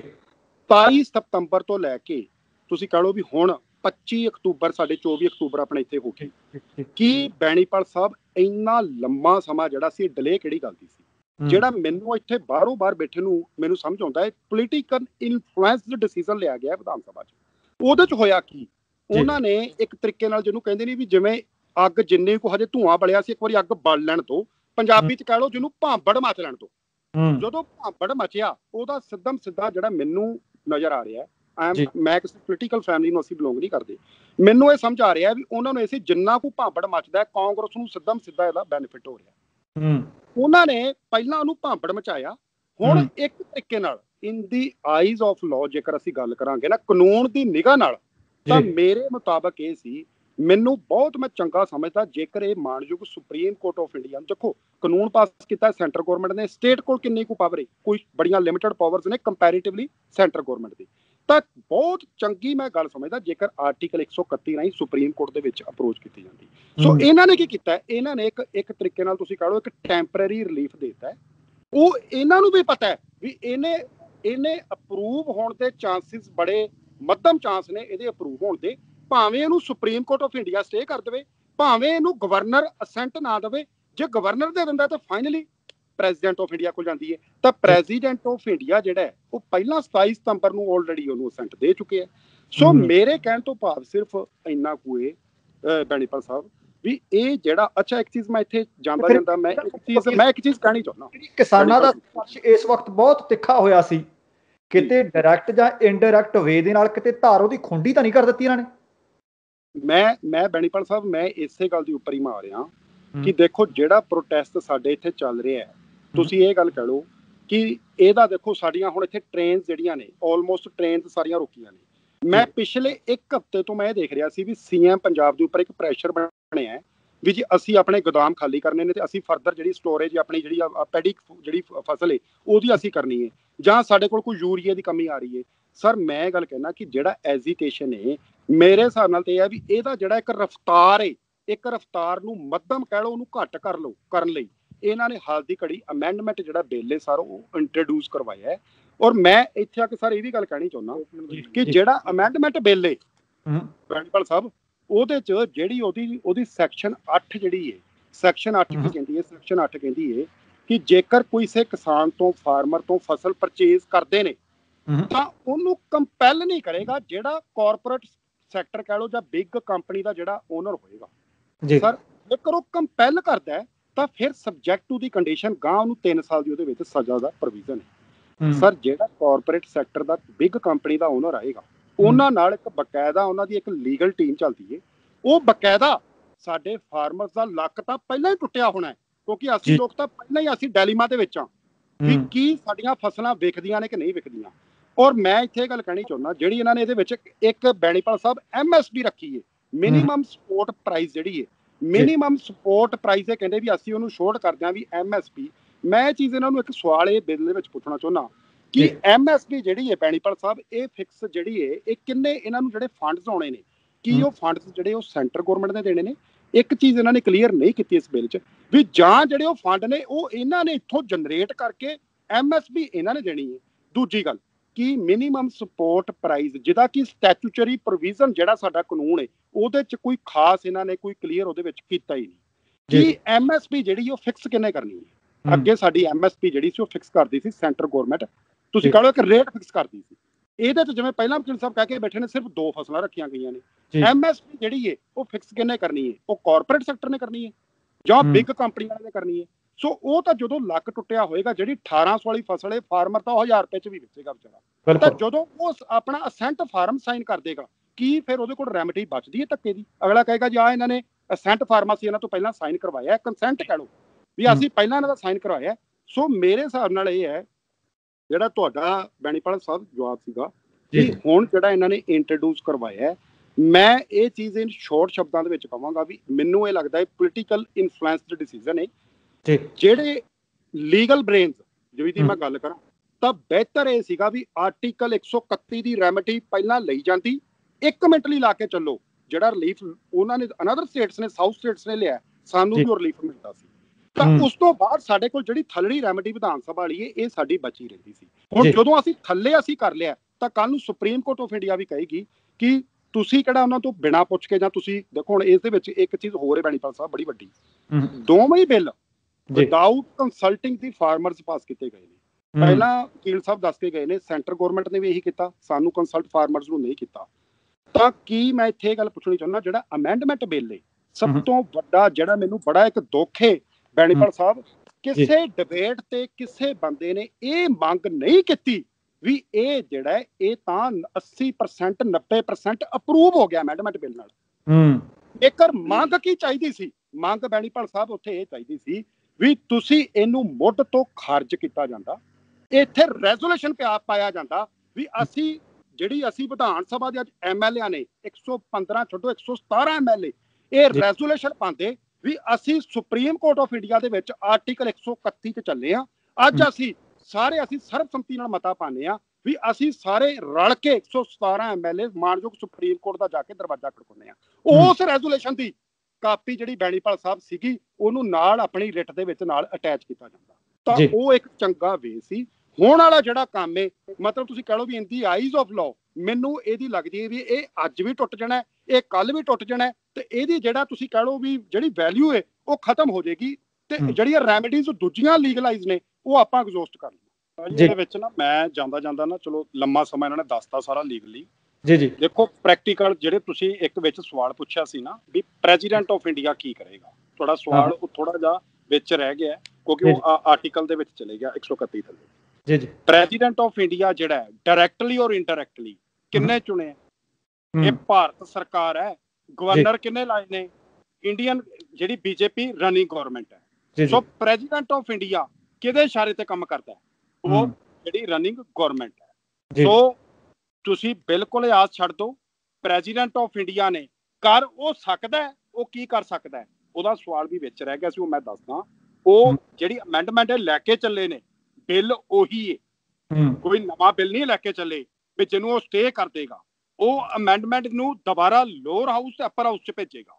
ਉੱਥੇ ਆ ਕੇ ਫਿਰ ਜਿਹੜੀ ਬॉल ਹੈ ਉਹ ਸੈਂਟਰ ਕੋਲ ਆ ਗਈ, ਉੱਥੇ ਫਿਰ ਉਹਨਾਂ ਕੋਲ ਮੈਜੋਰਟੀ ਹੈ। ਆਈਦਰ ਉਹ ਇਸ ਅਮੈਂਡਮੈਂਟ ਨੂੰ ਮੰਨ ਲੈਂਦੇ ਨੇ ਜਾਂ ਉਦਾਂ ਦਾ ਸਖਤਪਣਾ ਹੀ ਦਿਖਾਉਂਦੇ ਨੇ। ਸੋ ਇਹ ਇੱਥੇ ਆ ਕੇ ਇੱਕ ਵੱਡਾ ਸਵਾਲ ਸੀ ਤੁਹਾਡਾ ਪ੍ਰੈਜ਼ੀਡੈਂਟ ਵਾਲਾ। ਨੰਬਰ 2, ਜਿਹੜਾ ਬਿੱਲ ਦੇ ਵਿੱਚ ਗੱਲ ਆਪਾਂ ਹੁਣ ਬਿੱਲ ਦੀ ਕਰ ਲਈਏ ਭਾਜੀ, ਬਿੱਲ ਦੇ ਵਿੱਚ ਸਜ਼ਾ ਤੇ ਤੁਸੀਂ ਦੱਸਤੀ ਵੀ 3 ਸਾਲ ਅਸੀਂ ਰੱਖ ਲਈ, ਉਹ ਤੁਸੀਂ ਇਹ ਨਹੀਂ ਦੇਖਿਆ ਵੀ ਸੈਂਟਰ ਗਵਰਨਮੈਂਟ ਨੇ MSP ਕਿੰਨੇ ਫਿਕਸ ਕਰਨੀ ਹੈ। ਸੈਂਟਰ ਗਵਰਨਮੈਂਟ ਨੇ ਤੇ ਪਹਿਲਾਂ ਖਤਮ ਕਰਤੀ, ਨਲੀਫਾਈ ਕਰਤੀ। ਸਟੇਟ ਗਵਰਨਮੈਂਟ ਨੇ ਦਿੱਤੀ ਕੋਈ ਨਹੀਂ। ਹੁਣ ਜਿਹੜੀ MSP ਹੈ ਜਿਹਦੀ ਤੁਸੀਂ ਗੱਲ ਕਰਦੇ ਹੋ ਉਹ ਕਿੰਨੇ ਦੱਸਣੀ ਹੈ? ਬਿਲਕੁਲ ਸਾਇਲੈਂਟ ਹੈ। ਔਰ ਤੁਸੀਂ ਕੀਤਾ ਕੀ ਪ੍ਰੈਕਟੀਕਲੀ? ਤੁਸੀਂ ਇਹ ਕੀਤਾ ਵੀ ਸੈਂਟਰ ਨੇ ਤਾਂ MSP ਦੱਸਣੀ ਨਹੀਂ, ਸਟੇਟ CM ਦੇ ਕੋਲ ਪੈਸਾ ਨਹੀਂ, ਫਾਈਨੈਂਸ਼ੀਅਲ ਮਿਨਿਸਟਰ ਸਾਡਾ ਪਹਿਲਾਂ ਹੀ ਹੈਂਡਸ ਅਪ ਕਰ ਗਿਆ। ਤੁਸੀਂ ਕੀਤਾ ਕੀ? ਜਿਹੜਾ ਗੁਜਰਾਤ, ਮਹਾਰਾਸ਼ਟਰ, ਦਿੱਲੀ ਤੋਂ ਵਪਾਰੀ ਨੇ ਆਉਣਾ ਸੀ, ਹੁਣ ਉਹਨੇ ਵੀ ਨਹੀਂ। ਉਹਨੇ ਕਿਉਂ ਨਹੀਂ ਆਉਣਾ? ਕਿਉਂਕਿ ਤੁਸੀਂ 3 ਸਾਲ ਦੀ ਸਜ਼ਾ ਦਿਖਾਤੀ। ਵਪਾਰੀ ਬਿਜ਼ਨਸਮੈਨ ਆਈਦਰ ਉਹ ਕੈਨੇਡਾ ਦਾ, ਇੰਡੀਆ ਦਾ ਜਾਂ ਜਰਮਨੀ ਦਾ ਭਾਜੀ, ਲਿਟੀਗੇਸ਼ਨ ਦੇ ਵਿੱਚ ਬੈਨੀਪਾਲ ਸਾਹਿਬ ਉਹ ਪੈਂਦਾ ਹੀ। ਸੋ ਨੰਬਰ 1। ਨੰਬਰ 2, ਜਿਹੜੀ ਤੁਸੀਂ MSP ਪੈਡੀ ਤੇ ਇਹਦੀ ਕਰਤੀ ਕੱਲੀ ਵੀਟ ਦੀ, ਉਹ MSP ਦੇ ਵਿੱਚ ਵੀ ਤੁਸੀਂ 2 ਫਸਲਾਂ ਮੰਗ ਲੀਆਂ। ਨੰਬਰ 3, ਜਿਹੜੀ ਇਹਨਾਂ ਨੇ ਭਾਜੀ ਇੱਕ ਚੀਜ਼ ਕੀ ਕੀਤੀ ਕਿ ਸਿਵਲ ਕੋਰਟ, ਹੁਣ SDM ਤੇ ਨਹੀਂ ਜਾਣਾ ਜੀ, ਉਹ ਸਿਵਲ ਕੋਰਟ 'ਚ ਜਾਏਗਾ। ਉਹ ਤੁਸੀਂ ਭਲਿਓ ਮਾਨਸੋ ਮੈਨੂੰ ਇੱਕ ਗੱਲ ਦੱਸੋ ਵੀ ਜੇ SDM ਦੇ ਉਹਨਾਂ ਕੋਲ ਪੈਨਲ ਸੀਗਾ ਵਕੀਲਾਂ ਦਾ ਚੰਗੀਆਂ ਕੰਪਨੀਆਂ ਕੋਲ, ਅਡਾਨੀ ਅੰਬਾਨੀ, ਤੇ ਸਿਵਲ ਕੋਰਟਾਂ 'ਚੋਂ ਬਾੜ ਹੋ ਜਾਣਗੇ? ਤੁਸੀਂ ਇੱਕ ਚੀਜ਼ ਚਾਹੀਦੀ ਕੀ ਸੀ? ਚਾਹੀਦੀ ਇਹ ਸੀ, ਜਿੱਦਾਂ ਵਕੀਲ ਸਾਹਿਬ ਨੇ ਪਹਿਲਾਂ ਗੱਲ ਕੀਤੀ ਏ, 131 'ਚ ਉਹਨੂੰ ਚੈਲੰਜ ਕਰ ਲੈਂਦੇ, ਆਪਣਾ ਨਵਾਂ ਬਿੱਲ ਲੈ ਕੇ ਆਉਂਦੇ, ਆਰਡੀਨੈਂਸ ਨਵੇਂ ਲੈ ਕੇ ਆਉਂਦੇ। ਅਸੀਂ ਕੀ ਕੀਤਾ ਜੀ, SDM ਦੀ ਜਗ੍ਹਾ ਤੇ ਅਸੀਂ ਸਿਵਲ ਕੋਰਟ ਕਰ ਲਿਆ, ਅਸੀਂ ਨਾਲ ਸਜ਼ਾ ਇੰਟਰੋਡਿਊਸ ਕਰ ਲਈ। ਤੁਸੀਂ ਸਜ਼ਾ ਠੀਕ ਹੈ ਕਰ ਲਈ, ਤੁਸੀਂ ਕਲੈਰਿਟੀ ਕੀਤੀ ਹੈ। ਫਿਰ ਉਸ ਤੋਂ ਬਾਅਦ ਅਗਲੀ ਗੱਲ ਆਓ, ਮੰਡੀ ਸਿਸਟਮ ਸੀ ਪੰਜਾਬ ਦਾ, ਕਿੱਡਾ ਵੱਡਾ ਮੰਡੀ ਸਿਸਟਮ ਸੀ, ਉਹਦੇ ਬਾਰੇ ਆਪਾਂ ਗੱਲ ਹੀ ਕੋਈ ਨਹੀਂ ਕੀਤੀ। ਆੜਤੀਆ ਸਿਸਟਮ, ਕਿਸਾਨ, ਮਰਦਲੀ ਸਭ। ਸੋ ਮੇਰੇ ਕਹਿਣ ਤੋਂ ਓਵਰਆਲ ਜਿਹੜਾ ਆਪਾਂ ਸਿਨੈਰੀਓ ਦੇਖਦੇ ਹਾਂ ਉਹ ਇਹ ਹੈ ਕਿ ਇਹ ਬਾਹਰ ਆ ਕੇ ਪਹਿਲਾਂ ਅੰਦਰ ਸਾਈਨ ਕਰਤੇ, ਕਿਸੇ ਨੇ ਉੱਥੇ ਪੂਛ ਨਹੀਂ ਕੀਤਾ। ਜਦੋਂ ਗਵਰਨਰ ਤੱਕ ਗਏ, ਸਭ ਉੱਥੇ ਖੜੇ ਨੇ ਜੀ, ਅਕਾਲੀ ਦਲ ਦਾ ਨੁਮਾਇੰਦਾ ਵੀ ਖੜੇ ਨੇ, ਢਿੱਲੋਂ ਸਾਹਿਬ ਵੀ ਨੇ ਉੱਥੇ, ਉਹ ਬੈਂਸ ਸਾਹਿਬ ਵੀ ਖੜੇ ਨੇ, ਔਰ ਤੀਜੇ ਸਾਡੇ ਉਹ ਜਿਹੜੇ ਆਪ ਵਾਲੇ ਨੇ ਚੀਮਾ ਸਾਹਿਬ, ਉਹ ਵੀ ਖੜੇ ਨੇ। ਦੇਖੋ ਸਿਸਟਮ ਨੂੰ ਜੇ ਤਾਂ ਲੈ ਕੇ ਚੱਲਣਾ ਸਹੀ, ਜੇ ਤਾਂ ਆਪਾਂ ਗੋਲੀ ਮਾਰਨੀ ਹੈ ਹਨੇਰੇ 'ਚ, ਫਿਰ ਤਾਂ ਨਹੀਂ ਪਤਾ ਵੀ ਕਿੱਥੇ ਜਾ ਕੇ ਲੱਗਣੀ ਹੈ। ਪ੍ਰੈਕਟੀਕਲ ਗੱਲ ਇਹ ਸੀ ਕਿ ਇਹਦੇ 'ਚ ਚੰਗਾ ਇੱਕ ਆਰਡੀਨੈਂਸ ਲੈ ਕੇ ਆਉਂਦੇ, ਨਵਾਂ ਆਰਡੀਨੈਂਸ ਬਣਾਉਂਦੇ, ਕਮ ਸੇ ਕਮ 15 ਫਸਲਾਂ ਰੱਖ ਦਿਓ, ਕਿਹੜਾ ਕਾਨੂੰਨ ਬਣ ਚੱਲਾ ਸੀਗਾ। ਸੋ ਪ੍ਰੈਜ਼ੀਡੈਂਟ ਆਫ ਇੰਡੀਆ ਦੇਖੋ, ਅਮਰੀਕਨ ਪ੍ਰੈਜ਼ੀਡੈਂਟ ਵਰਗੀ ਤਾਕਤ ਇਨ ਪੇਪਰ ਬਹੁਤ ਕੁਛ ਉਹਦੇ ਕੋਲ, ਪਰ ਪ੍ਰੈਕਟੀਕਲੀ ਪ੍ਰਾਈਮ ਮਿਨਿਸਟਰ ਤਗੜਾ। ਸੋ ਅਸੀਂ ਇੰਡੀਆ ਦਾ ਜਿਹੜਾ ਪ੍ਰਾਈਮ ਮਿਨਿਸਟਰ ਹੈ, ਸੋ ਅਸੀਂ ਪ੍ਰੈਜ਼ੀਡੈਂਟ ਆਫ ਇੰਡੀਆ ਤੋਂ ਅਸੀਂ ਇਹ ਆਸ ਨਹੀਂ ਕਰ ਸਕਦੇ ਵੀ ਉਹ ਜੀ ਇਹਦਾ ਰਿਵਿਊ ਕਰ ਦੇਗਾ। ਕਰ ਉਹ ਸਕਦਾ, ਇਹਦੇ 'ਚ ਕੋਈ ਸ਼ੱਕ ਨਹੀਂ, ਉਹ ਕਰ ਸਕਦਾ, ਕਿਉਂਕਿ ਸੁਪਰੀਮ ਪਾਵਰ ਹੈ, ਉਹ ਕਰ ਸਕਦਾ। ਪਰ ਇਸ਼ਾਰਾ ਕਿਹਦਾ ਪਿੱਛੋਂ ਚੱਲਣਾ ਹੈ? BJP ਦਾ। ਸੋ ਸਾਨੂੰ ਮਤਲਬ ਤੁਸੀਂ ਹਾਲ ਦੀ ਘੜੀ ਭਾਜੀ ਜੇ ਆਪਾਂ ਟੋਟਲ ਕਹੀਏ ਤਾਂ ਲੋਲੀਪੌਪ ਕਹਿ ਲਓ, ਗੋਂਗਣਾ ਤੋਂ ਮਿੱਟੀ ਝਾੜਤੀ ਕਹਿ ਲਓ। ਸੋ ਵਿਧਾਨ ਸਭਾ ਨੇ ਜਿਹਨੂੰ ਅਮਰਿੰਦਰ ਜੀ ਨੂੰ ਇਹ ਹੈ ਵੀ ਚੱਲ ਮੈਂ ਤਾਂ ਕਰਤਾ। ਅੱਛਾ ਇੱਕ ਚੀਜ਼ ਹੋਰ ਮੈਂ ਜਾਂਦਾ ਕੀ ਤੁਸੀਂ ਮੈਨੂੰ ਇੱਕ ਗੱਲ ਦੱਸੋ, ਜੇ ਦਿਲੋਂ ਕੰਮ ਕਰਦਾ ਕਿ CM ਪ੍ਰਾਈਮ ਮਿਨਿਸਟਰ ਤੋਂ ਟਾਈਮ ਨਹੀਂ ਮਿਲਦਾ? ਕਿ CM ਆਪਣੀ ਇੱਕ ਟੀਮ, ਉਹ ਬਸ ਕਰੋ, ਹੁਣ ਆਪਾਂ ਬੜੀ ਮਾਈਲੇਜ ਲੈ ਲਏ, ਹੁਣ ਤੁਸੀਂ ਦੇਖੋ ਚਾਹੀਦਾ ਕੀ ਸੀ ਜੀ, ਇਹ ਹਜੇ ਵੀ ਕਰ ਲੈਣ ਭਾਜੀ। ਮੈਂ ਇੱਕ ਸਲਾਹ ਦੇ ਦੇਣਾ ਜਾਂਦਾ, ਹਰ ਇੱਕ ਪਾਰਟੀ ਦੇ 2-2 ਮੈਂਬਰ ਚਾਹੀਦੇ ਸੀ। ਅਕਾਲੀ ਦਲ 2 ਮੈਂਬਰ ਦੇ ਦੇਵੇ, ਕਾਂਗਰਸ 2 ਦੇ ਦੇਵੇ, ਲੋਕ ਇਨਸਾਫ ਪਾਰਟੀ ਆਪ 11 ਮੈਂਬਰ ਪੋਲੀਟੀਕਲ, 11 ਕਿਸਾਨ ਜਥੇਬੰਦੀਆਂ ਤੋਂ ਮੈਂਬਰ ਲੈ ਲੈਣ, ਕੋਈ ਸੈਲੀਬ੍ਰਿਟੀ, ਕੋਈ ਲੀਗਲ ਮਾਈਂਡ ਦਾ 31 ਮੈਂਬਰੀ ਕਮੇਟੀ ਬਣਾਉਣ, ਇੱਕ ਝੰਡੇ ਥੱਲੇ ਇਕੱਠੇ ਕਰਨ। ਇਹ ਕਰਦੇ ਕੀ ਨੇ ਵੀ ਹੁਣ ਕੈਪਟਨ ਨਾ ਮਾਈਲੇਜ ਲੈ ਜਾਵੇ, ਉਹ ਕਿਸਾਨ ਜਥੇਬੰਦੀਆਂ 'ਚ ਆਪਸੀ ਆ ਵੀ ਅਸੀਂ ਨਾ ਕਿਤੇ ਹੋ ਜਾਈਏ। ਹਜੇ ਵੀ ਇੱਕ ਰਿਕੁਐਸਟ ਹੈ ਵੀ ਆਪਣੇ ਘਰਾਂ ਨੂੰ ਤਾਲੇ ਲੱਗ ਜਾਣਗੇ, ਹੁਣ ਆਪਾਂ ਬੱਸ ਕਰੀਏ, ਬੜੀਆਂ ਰੋਟੀਆਂ ਸੇਕ ਲੀਆਂ। ਇਹ SYL ਨਹੀਂ ਪਾਣੀ ਤੱਕ ਦਾ ਮੁੱਦਾ, ਹੁਣ ਆਪਣੀ ਫਸਲਾਂ ਨੂੰ ਗੱਲ ਆ ਗਈ। ਸੁਸਾਈਡ ਤਾਂ ਪਹਿਲਾਂ ਹੀ ਹੋ ਰਹੇ ਨੇ। ਸੋ ਮੇਰੇ ਕਹਿਣ ਤੋਂ ਭਾਵੇਂ ਹੈ ਵੀ 31 ਜਿਹੜੀਆਂ ਇਹ ਨੇ, ਇਹ ਭਾਜੀ ਪੰਜਾਬ ਦੇ ਵਿੱਚ ਜੇ ਤੱਕ ਇਕੱਠ ਹੋਇਆ ਬੈਨੀਪਾਲ ਸਾਹਿਬ, ਜਿਵੇਂ ਮੈਂ ਕਿਹਾ ਵੀ ਭਾਈ ਕਿਸੇ ਨੂੰ ਨਾ ਛੱਡੋ, ਉਹ ਇੱਕ ਪ੍ਰੋਗਰਾਮ ਦੇਣ ਵੀ ਜਿਹੜਾ ਇਸ ਪ੍ਰੋਗਰਾਮ 'ਚ ਨਾ ਪਹੁੰਚਿਆ ਉਹਨੂੰ ਵੋਟ ਨਹੀਂ ਪਾਣੀ, ਉਹਦਾ ਟੋਟਲ ਬਾਈਕਾਟ ਕੀਤਾ ਜਾਏਗਾ। ਆਪਾਂ ਬਚ ਜਾਵਾਂਗੇ, ਨਹੀਂ ਤਾਂ ਆਪਾਂ ਬਚਦੇ। ਜਿਹੜਾ ਬਿੱਲ ਇਹਨਾਂ ਨੇ ਅਮੈਂਡਮੈਂਟ ਬਿੱਲ ਪੇਸ਼ ਕੀਤੇ ਸੀ, ਪਾਸ ਵੀ ਕਰ ਦਿੱਤੇ, ਸਾਰਿਆਂ ਨੇ ਘੁੱਗੀਆਂ ਇਕੱਠੇ ਹੋ ਕੇ ਮਾਰਤੀਆਂ, ਬਾਹਰ ਦੇ ਵਿੱਚ ਕਾਟੋ ਕਲੇਸ਼ ਕਰ ਲਿਆ। 2 ਦਿਨ ਇੱਕ ਮਿਕ ਸੀ, ਗਵਰਨਰ ਸਾਹਿਬ ਨੂੰ ਵੀ ਸਾਰੇ ਇਕੱਠੇ ਮਿਲਣ ਗਏ ਨੇ, ਤੁਸੀਂ ਵੀ ਜ਼ਿਕਰ ਕਰ ਰਹੇ ਹੋ। ਹੁਣ ਸੰਖੇਪ ਦੇ ਵਿੱਚ ਆਪਾਂ ਜੇਕਰ ਦੱਸਣਾ ਹੋਵੇ, ਤੁਸੀਂ ਖਾਮੀਆਂ ਕਮੀਆਂ ਗਿਣਾ ਦਿੱਤੀਆਂ ਨੇ। ਇਹ ਆਖਿਆ ਜਾ ਸਕਦਾ ਹੈ ਕਿ ਗੋਂਗਲੂਆਂ ਤੋਂ ਮਿੱਟੀ ਝਾੜੀ ਹੈ ਇਹਨਾਂ ਨੇ, ਸਿਰਫ ਅੱਖੀਂ ਕੱਟਾ ਕਿਸਾਨਾਂ ਦੇ ਪਾਉਣ ਦੀ ਕੋਸ਼ਿਸ਼ ਕੀਤੀ ਹੈ। ਇਹਦੇ ਵਿੱਚ ਹੁਣ ਜੇਕਰ ਪੰਜਾਬ ਸਰਕਾਰ ਸੁਹਿਰਦ ਹੋਵੇ ਕੀ ਕਰ ਸਕਦੀ ਹੈ ਤੇ ਕਿਸਾਨਾਂ ਨੂੰ ਕਿਵੇਂ ਰਾਹਤ ਦਵਾ ਸਕਦੀ ਹੈ? ਦੇਖੋ ਮੈਂ ਬੈਣੀਪਾਲ ਸਾਹਿਬ ਬੜੀ ਮੈਂ ਗੱਲ ਮੇਰੀ ਕਲੀਅਰ ਹੈ ਜੀ ਜੀ ਕਿ ਜੇ ਤਾਂ ਦੇਖੋ ਮੈਂ ਕਹਾਂਗਾ ਕਿ ਉਹਨਾਂ ਦਾ ਜੇਕਰ ਜਿਹੜਾ ਇੱਕ ਵਿਜ਼ਨ ਸੀ ਪੰਜਾਬ ਸਰਕਾਰ ਦਾ, ਉਹ ਮੈਨੂੰ ਤੇ ਬ੍ਰਦਰ ਨੂੰ ਸਾਨੂੰ ਕਲੀਅਰ ਨਹੀਂ ਹੋਇਆ। ਜੀ ਜਿਹੜਾ ਮੈਂ ਗੱਲ ਕਹਿਣੀ ਚਾਹੁੰਦਾ ਕਿ ਜਦੋਂ ਅਸੀਂ ਮਾਨਯੋਗ ਸੁਪਰੀਮ ਕੋਰਟ ਆਫ ਇੰਡੀਆ ਦੇ ਵਿੱਚ ਫਾਰਮਰ ਐਸੋਸੀਏਸ਼ਨ ਨੂੰ ਲੈ ਕੇ ਗਏ ਤਾਂ ਕਈ ਲੋਕਾਂ ਨੇ ਉੱਥੇ ਬੈਣੀਪਾਲ ਸਾਹਿਬ ਕਿਹਾ ਵੀ ਪਤਾ ਨਹੀਂ ਇਹ ਲੀਗਲ ਬ੍ਰੇਨਸ ਸਹੀ ਲੱਗੇ ਨੇ ਨਹੀਂ ਲੱਗੇ, ਪਰ ਐਟਲੀਸਟ ਮੈਂ ਇੱਕ ਗੱਲ ਕਹਿਣੀ ਚਾਹੁੰਦਾ ਬੈਣੀਪਾਲ ਸਾਹਿਬ ਤੁਹਾਡੇ ਚੈਨਲ ਥਰੂ ਵੀ ਉਹ ਲੀਗਲ ਬ੍ਰੇਨਸ ਦੀ ਮੰਗ ਕੀ ਸੀ, ਕਾਨੂੰਨ ਦੇ ਮੁਤਾਬਕ ਸਾਡੇ ਕੋਲ ਪ੍ਰੋਵੀਜ਼ਨ ਸੀ ਉਹਨਾਂ ਨੂੰ ਕੈਂਸਲ ਕਰਾਉਣ ਦਾ। ਹੁਣ ਪੰਜਾਬ ਸਰਕਾਰ ਨੇ ਉਹ ਭਾਵੇਂ ਲੱਤਾਂ ਖਿੱਚੀਆਂ ਗਈਆਂ, ਕੁਛ ਹੋਇਆ ਉਹ ਹੋਇਆ ਕਿ ਵੀ ਅਸੀਂ ਉਹ ਵਿਡਰਾ ਕਰ ਲਈ। ਸਾਊਥ ਸਟੇਟਸ ਤੁਸੀਂ ਕਹ ਲਓ ਸੀਐਮਸ ਨੇ ਜਾ ਕੇ ਉੱਥੇ ਬੈਨੀਫਿਟ ਲਿਆ, ਔਰ ਉਹਨਾਂ ਨੇ ਸੈਂਟਰ ਗੌਰਮੈਂਟ ਨੂੰ ਨੋਟਿਸ ਕਰ ਲਿਆ, ਸੈਕਟਰੀ ਨੂੰ ਕਿਹਾ ਤੂੰ ਇਹਦੇ ਤੇ ਰਿਪੋਰਟ ਦੇ ਜੀ। ਹੁਣ ਮੈਂ ਗੱਲ ਕਹਿਣੀ ਚਾਹੁੰਦਾ ਕਿ ਮੈਂ ਪਹਿਲਾਂ ਵੀ ਕਹਿ ਕੇ ਬੈਠਾ ਕਿ ਬਹੁਤ ਚੰਗਾ ਹੁੰਦਾ ਵੀ ਇੱਕ ਰੈਜ਼ੋਲੂਸ਼ਨ ਤਾਂ ਇਹਨਾਂ ਨੇ ਪਾ ਲਿਆ, ਇੱਕ ਵਾਰੀ ਇਹਨੂੰ ਸਸਪੈਂਡ ਕਰ ਲਿਆ, ਅਮੈਂਡਮੈਂਟ ਬਿੱਲ ਵੀ ਜਿਹੜਾ ਉਹ ਇਹਨਾਂ ਨੇ ਹਾਲ ਦੀ ਘੜੀ ਉਹ ਪ੍ਰੋਸੈਸ ਦੇ ਵਿੱਚ, ਹਾਲ ਦੀ ਘੜੀ ਅਪਰੂਵ ਨਹੀਂ ਹੋਇਆ, ਹਾਲ ਦੀ ਘੜੀ ਸਭ ਦਾ ਪ੍ਰੋਸੈਸ ਚੱਲਿਆ, ਉਹ ਇੰਟਰੋਡਿਊਸ ਹੋਇਆ, ਉਹ ਫਾਈਨਲੀ ਅਪਰੂਵ ਕਰਨਾ ਪ੍ਰੈਜ਼ੀਡੈਂਟ ਆਫ ਇੰਡੀਆ ਨੇ, ਉਸ ਤੋਂ ਪਹਿਲਾਂ ਗਵਰਨਰ। ਹਜੇ ਵੀ ਮੈਂ ਕਹਿੰਦਾ ਵੀ ਇੱਕ ਇਜਲਾਸ ਤੁਸੀਂ ਕਿਹਾ ਵੀ ਕੀਤਾ ਕੀ ਜਾਵੇ, ਇੱਕ ਇਜਲਾਸ ਫੇਰ ਬੁਲਾਇਆ ਜਾਵੇ ਜਿਹਦੇ ਤੇ ਮੈਂ ਕਹਾਂਗਾ ਵੀ 117 ਐਮਐਲਏ ਇੱਕ ਰੈਜ਼ੋਲੂਸ਼ਨ ਬਣਾਉਣ, ਔਰ ਉਹਦੇ ਤੇ ਇੱਕ ਮੰਗ ਇਹ ਵੀ ਰੱਖੀ ਜਾਵੇ ਸਬਸੀਕੁਐਂਟਲੀ, ਇੱਕ ਵਰਡ ਹੁੰਦਾ ਹੈ ਇੱਕ ਸਬਸੀਕੁਐਂਟਲੀ, ਮੰਗ ਰੱਖੀ ਜਾਵੇ ਕਿ ਆਪਾਂ ਇਹਨਾਂ ਬਿੱਲਾਂ ਨੂੰ ਠੀਕ ਹੈ ਟਾਈਮਲੀ ਰਿਲੀਫ, ਮੈਂ ਕਹਾਂਗਾ ਵੀ ਆਪਾਂ ਲੋਕਾਂ ਨੂੰ ਵੀ ਟਿਕਾਲਿਆ ਵੀ ਆਪਾਂ ਇੱਕ ਮਤਾ ਪਾਈਏ, ਮਤੇ ਦੇ ਵਿੱਚ ਇਹ ਵੀ ਇਹਨਾਂ ਨੂੰ ਮੁੱਢ ਤੋਂ ਖਾਰਜ ਕਰਨ ਦੀ ਆਪਾਂ ਮਾਨਯੋਗ ਸੁਪਰੀਮ ਕੋਰਟ ਆਫ ਇੰਡੀਆ 'ਚ ਸਾਰੇ 117 ਐਮਐਲਏ ਇਕੱਠੇ ਹੋ ਕੇ ਚੀਫ ਸੈਕਟਰੀ ਨੂੰ ਉਹ ਮਤਾ ਦਈਏ, ਉਹਦੀ ਕਾਪੀ ਪਾ ਕੇ ਮੈਂ ਗੱਲ ਕਹਾਂਗਾ ਕਿ ਸੈਂਟਰ ਗਵਰਨਮੈਂਟ ਸਰ ਚੈਲੰਜ ਕਰੋ ਕਦੋਂ ਕਰੇਗੀ, ਜੇਕਰ ਗਵਰਨਰ ਉਹਨੂੰ ਅਸੈਂਟ ਦੇ ਦਿੰਦਾ ਉਹ ਤਾਂ ਚੈਲੰਜ ਕਰਨਾ ਉਹਦਾ ਬਣਦਾ ਹੈ। ਹਜੇ ਕਿਉਂਕਿ ਉਹ ਪ੍ਰੋਸੈਸ ਚੱਲ ਰਿਹਾ, ਇਹ 131 ਵਾਲੀ ਜਾ ਕੇ ਰੈਮਡੀ ਵੀ ਉੱਥੇ ਜਾ ਕੇ ਅਵੇਲ ਕਰਨ ਤੇ ਉਹਦੇ ਜਿਹੜੀ ਮਤੇ ਦੀ ਕਾਪੀ ਹੈ ਉਹ ਆਪਣੀ ਵਿੱਚ ਸਰ ਇੰਟਰੋਡਿਊਸ ਕਰਵਾਉਣ, ਤਾਂ ਜੋ ਜਿਹੜੀ ਸੁਪਰੀਮ ਕੋਰਟ ਹੈ ਉਹਦੇ 'ਚ ਫਿਰ ਜਾ ਕੇ ਆਪਣਾ ਪੱਖ ਸਗੋਂ ਅਸੀਂ ਕਲੀਅਰ ਕਰ ਦਈਏ ਵੀ ਸਾਡੇ ਹਾਲਾਤ ਵਰਸ ਹੋ ਗਏ ਸੀ ਸਟੇਟ ਦੇ, ਸਾਡੇ ਕੰਮ 'ਚ ਇਹਨਾਂ ਨੇ ਦਖਲਅੰਦਾਜ਼ੀ ਕੀਤੀ ਹੈ, 7ਵੇਂ ਸ਼ਡਿਊਲ ਦੀ ਉਲੰਘਣਾ ਕੀਤੀ ਹੈ, ਅਸੀਂ ਇਹਨਾਂ ਦਾ ਜਿਹੜਾ ਪਹਿਲਾਂ ਤਿੰਨੇ ਹੀ ਬਿੱਲ ਨੇ ਉਹਨਾਂ ਨੂੰ ਅਸੀਂ 7-1 'ਚ ਅਸੀਂ ਸਸਪੈਂਡ ਸਟੇਟਸ ਕੋ 7-2 'ਚ ਅਸੀਂ ਸਸਪੈਂਡ ਇਨ ਦਾ ਮੇਨ ਟਾਈਮ ਅਸੀਂ ਕਰ ਲਿਆ। ਸੋ ਹੁਣ ਅਸੀਂ ਆਹ ਮਤਾ ਪਾ ਲਿਆ ਜੀ ਆਰਟੀਕਲ 131 'ਚ, ਇਸ ਬਿੱਲਾਂ ਨੂੰ ਅਸੀਂ ਕੈਂਸਲੇਸ਼ਨ ਦੀ ਮੰਗ ਕਰ ਰਹੇ ਹਾਂ। ਮੇਰੇ ਵੱਲੋਂ ਤੁਹਾਡੇ ਚੈਨਲ ਥਰੂ ਇਹ ਲੀਗਲ ਐਡਵਾਈਸ ਇਹਨਾਂ ਨੂੰ ਮੈਂ ਆਪਣੇ ਵੱਲੋਂ ਸਰ ਦੇਣਾ। ਇੱਕ ਸਰ ਲਾਸਟ ਇਹ ਵੀ ਹੈ ਜਿਹੜੀ ਅਮੈਂਡਮੈਂਟ ਦੀ ਗੱਲ ਹੈ ਨਾ, ਜਿਹੜੀ ਹੁਣੇ ਅਮੈਂਡਮੈਂਟ ਲੈ ਕੇ ਆਏ ਨੇ ਬੈਣੀਪਾਲ ਸਾਹਿਬ, ਇਹ ਮਹੀਨੇ ਬਾਅਦ ਦੁਬਾਰਾ ਵੀ ਇਜਲਾਸ ਬੁਲਾ ਕੇ ਕੋਈ ਅਮੈਂਡਮੈਂਟ ਲਿਆ ਸਕਦੇ ਨੇ। ਅਮੈਂਡਮੈਂਟ ਦਾ ਮਤਲਬ ਇਹ ਨਹੀਂ ਵੀ ਇੱਕੋ ਵਾਰੀ, ਜੇ ਉਹਦੇ ਚ ਕੁਝ, ਮੈਂ ਇਹੀ ਗੱਲ ਤੇ ਮੈਂ ਕਹਿ ਰਿਹਾ ਸੀ ਵੀ ਹੁਣ ਆਪਾਂ ਰੋਜ਼ ਅਮੈਂਡਮੈਂਟਾਂ ਹੀ ਕਰਾਈ ਜਾਵਾਂਗੇ, ਤੁਸੀਂ ਇੱਕੋ ਵਾਰੀ ਕਿਉਂ ਨਹੀਂ ਕੈਂਸਲੇਸ਼ਨ ਕਰੋਗੇ, ਬਣਾ ਲੈਂਦੇ ਕੈਂਸਲੇਸ਼ਨ ਤੇ ਚਲੋ ਸੈਪਰੇਟ, ਠੀਕ ਬਿਲਕੁਲ ਠੀਕ ਹੈ, ਉਹ ਤਾਂ ਅਸੀਂ ਮੁੱਖ ਸੈਂਟਰਲ ਐਕਟ ਦੀ ਕਰ ਲਈ। ਮੈਂ ਪੰਜਾਬ ਵਾਲੇ ਅਮੈਂਡਮੈਂਟ ਦੀ ਗੱਲ ਕਰਦਾ, ਜਿਹੜੀਆਂ ਮੰਗਾਂ ਮੈਂ ਤੁਹਾਨੂੰ ਦੱਸ ਰਿਹਾ ਨਾ ਵੀ ਕਮ ਸੇ ਕਮ 10 ਫਸਲਾਂ ਕਰ ਲੈਂਦੇ, ਜਿਹੜੀ ਉਹ ਸਿਵਲ ਕੋਰਟ ਦੇ ਵਿੱਚ ਉਹ ਜਿਹਨੂੰ ਪੰਜਾਬੀ ਚ ਨਹੀਂ ਕਹਿੰਦੇ ਚੋਰ ਮੋਰੀ ਫਿਰ ਰੱਖ ਲਈ, ਜਿਹੜੀ ਉਹ ਸਜ਼ਾ ਵਾਲੀ ਗੱਲ 3 ਸਾਲ ਕਰਤੀ ਉਹ ਵੀ ਰੱਖ ਲਈ। ਉਹ ਮੇਰੇ ਕਹਿਣ ਤੋਂ ਭਾਵ ਇਹ ਹੈ ਇਹਦੀ ਅਮੈਂਡਮੈਂਟ ਸ਼ੋਧ ਦੁਬਾਰਾ ਵੀ ਬੈਣੀਪਾਲ ਸਾਹਿਬ ਹੋ ਸਕਦੀ ਹੈ, ਪਰ ਹੁਣ ਇੱਕ ਅਮੈਂਡਮੈਂਟ ਆਪਾਂ ਹੁਣ ਦਿੱਤੀ ਏ, ਮਹੀਨੇ ਬਾਅਦ ਇੱਕ ਅਮੈਂਡਮੈਂਟ ਫੇਰ ਆਪਾਂ ਬਣਾਈਏ, ਉਹ ਜਿਹਨੂੰ ਕਹਿੰਦੇ ਨੇ ਵੀ ਚੱਜ ਸਵਾਦ ਨਾਲ ਇੱਕੋ ਹੀ ਕਰ ਲਓ, first impression is last impression, ਤੁਸੀਂ ਕਿਉਂ ਬਾਰ-ਬਾਰ ਅੱਗੇ ਯਾਰ ਆਪਾਂ ਤਾਂ ਕੇਸ ਆਪਣਾ ਵੀਕ ਹੈ।